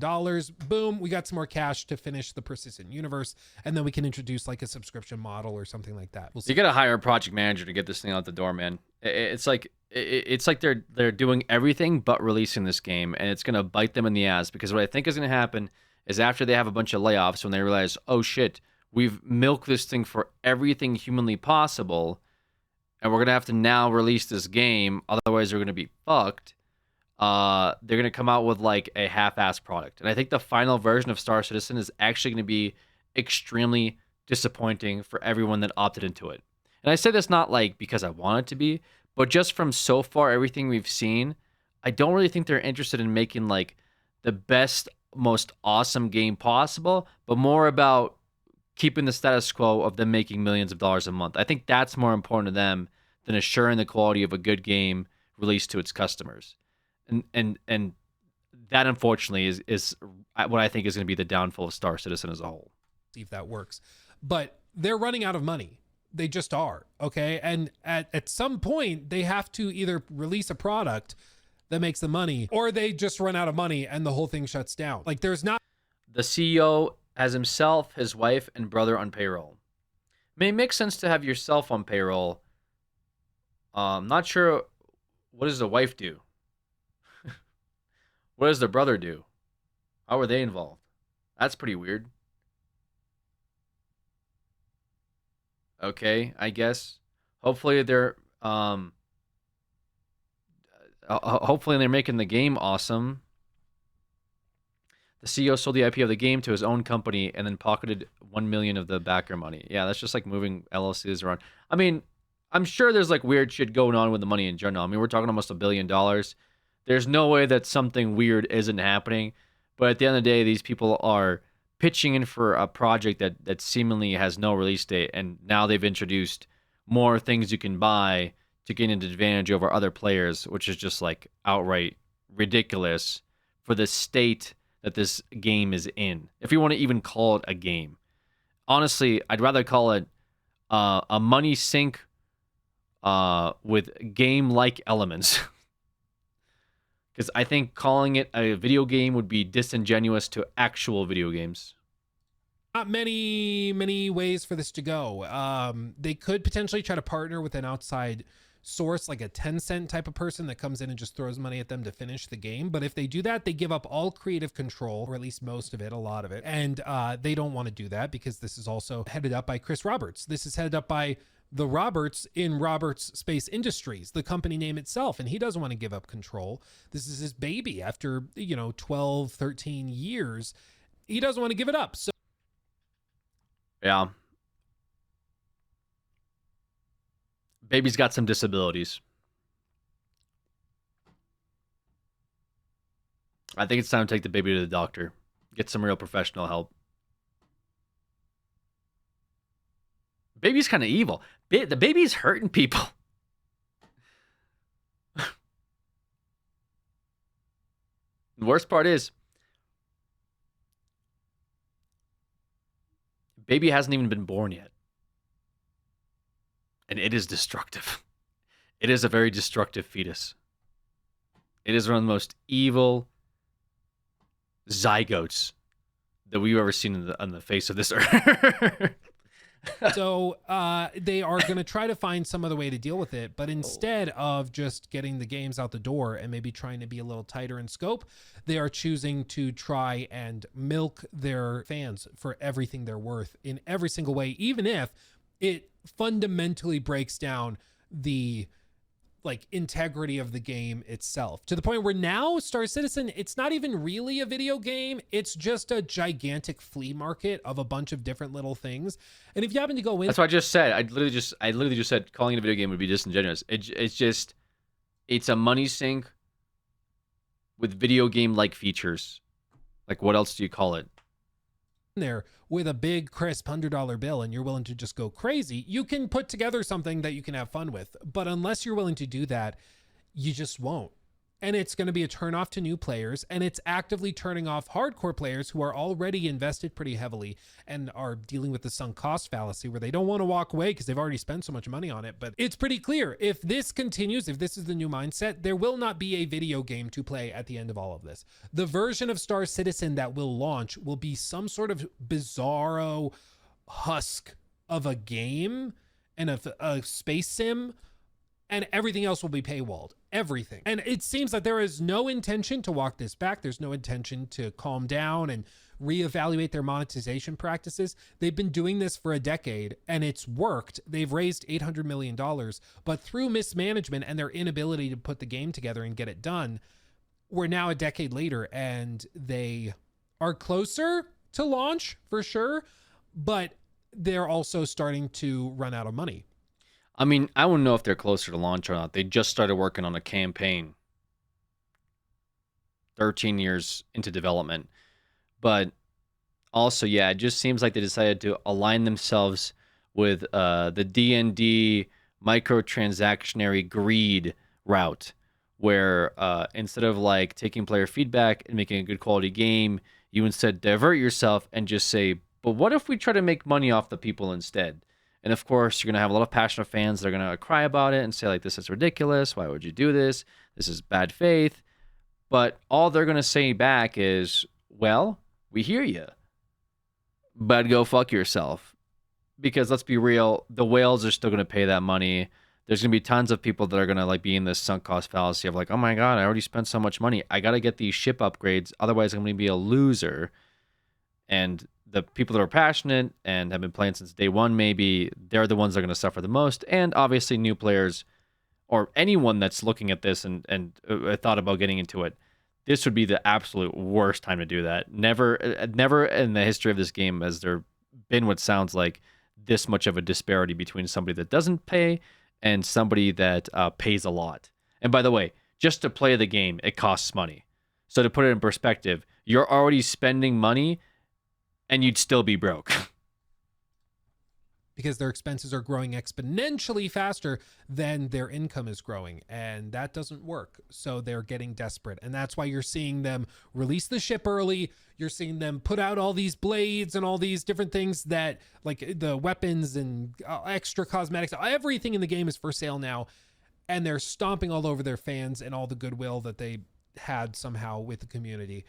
I wonder, did they ever do like an estimation of like, what if they came out with all of these cool features and people just naturally played the game and spent money on all of their already ludicrously priced packages instead of just deciding to charge the already existing player base for everything that they've had in development over the past several years? Like, the idea is that you have paid for them to develop this game, and in return, they have developed spaceships and modules and AI and features that they've gone back and are now charging you for, right? It's like paying somebody $50 to make you a pizza. They go in the kitchen and walk out with the pizza and say, this pizza costs $13.99.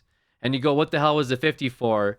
And then they go, well, that was just access to buy the pizza. What? Put the game together and get it done. We're now a decade later and they... Yeah, it's not even a pay to play. It's literally pay to pay. Exactly. Are closer to launch for sure, but they're also starting to run out of money because their expenses are growing exponentially faster than their income is growing. And that doesn't work. So they're getting desperate. And that's why you're seeing them release the ship early. You're seeing them put out all these blades and all these different things that, like the weapons and extra cosmetics, everything in the game is for sale now. And they're stomping all over their fans and all the goodwill that they had somehow with the community. And they're doing it because they are freaking desperate for cash. And I don't see this ending well, frankly. I really, really don't. I cannot imagine a world in which you get to stomp all over your own fans and customers and it launches well. Like, I don't see that happening. But maybe they don't care. Let's face it. They took the evil route. They do not care. Maybe they can blow us away. Maybe they walk this back. you know, an hour after this video goes up, they walk it all back and I get to make a fun pinned comment saying, ignore all of this. But as of right now, this is a mess. This is a disaster. I mean, even if you say ignore all of this, they still attempted it. In the perfect world where they say, guys, we're actually not going to charge you for every single feature that we plan to release for free. We're going to release it for free. Even if they say that, it's the attempt was made. And sometimes the attempt is in and of itself is just as worse as the actual action of doing it, right?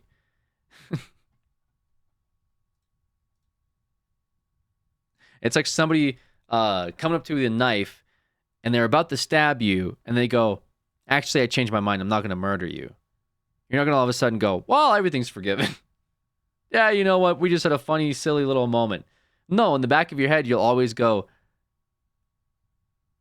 I mean, they tried to kill me the other day. There's something wrong with this individual.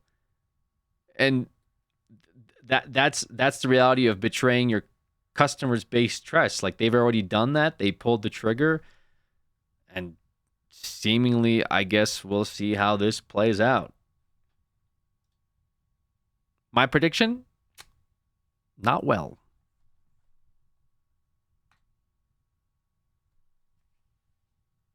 Yeah. Not well. All right, guys. I'm going to go heat up some dinner at 11:30 at night. LOL. Had a good stream. Hopefully you guys enjoyed it. Some good rants, some good bits. I'm going to have to edit some of these videos down, dude. Holy smokes. Got a lot of stuff I got to do. I appreciate you hanging out with me. Hopefully the gameplay was fun. Hopefully the vibes were good and chill and positive. And I hope you guys have a good rest of your night. Have fun gambling. Have fun, Gamba. Bye, folks.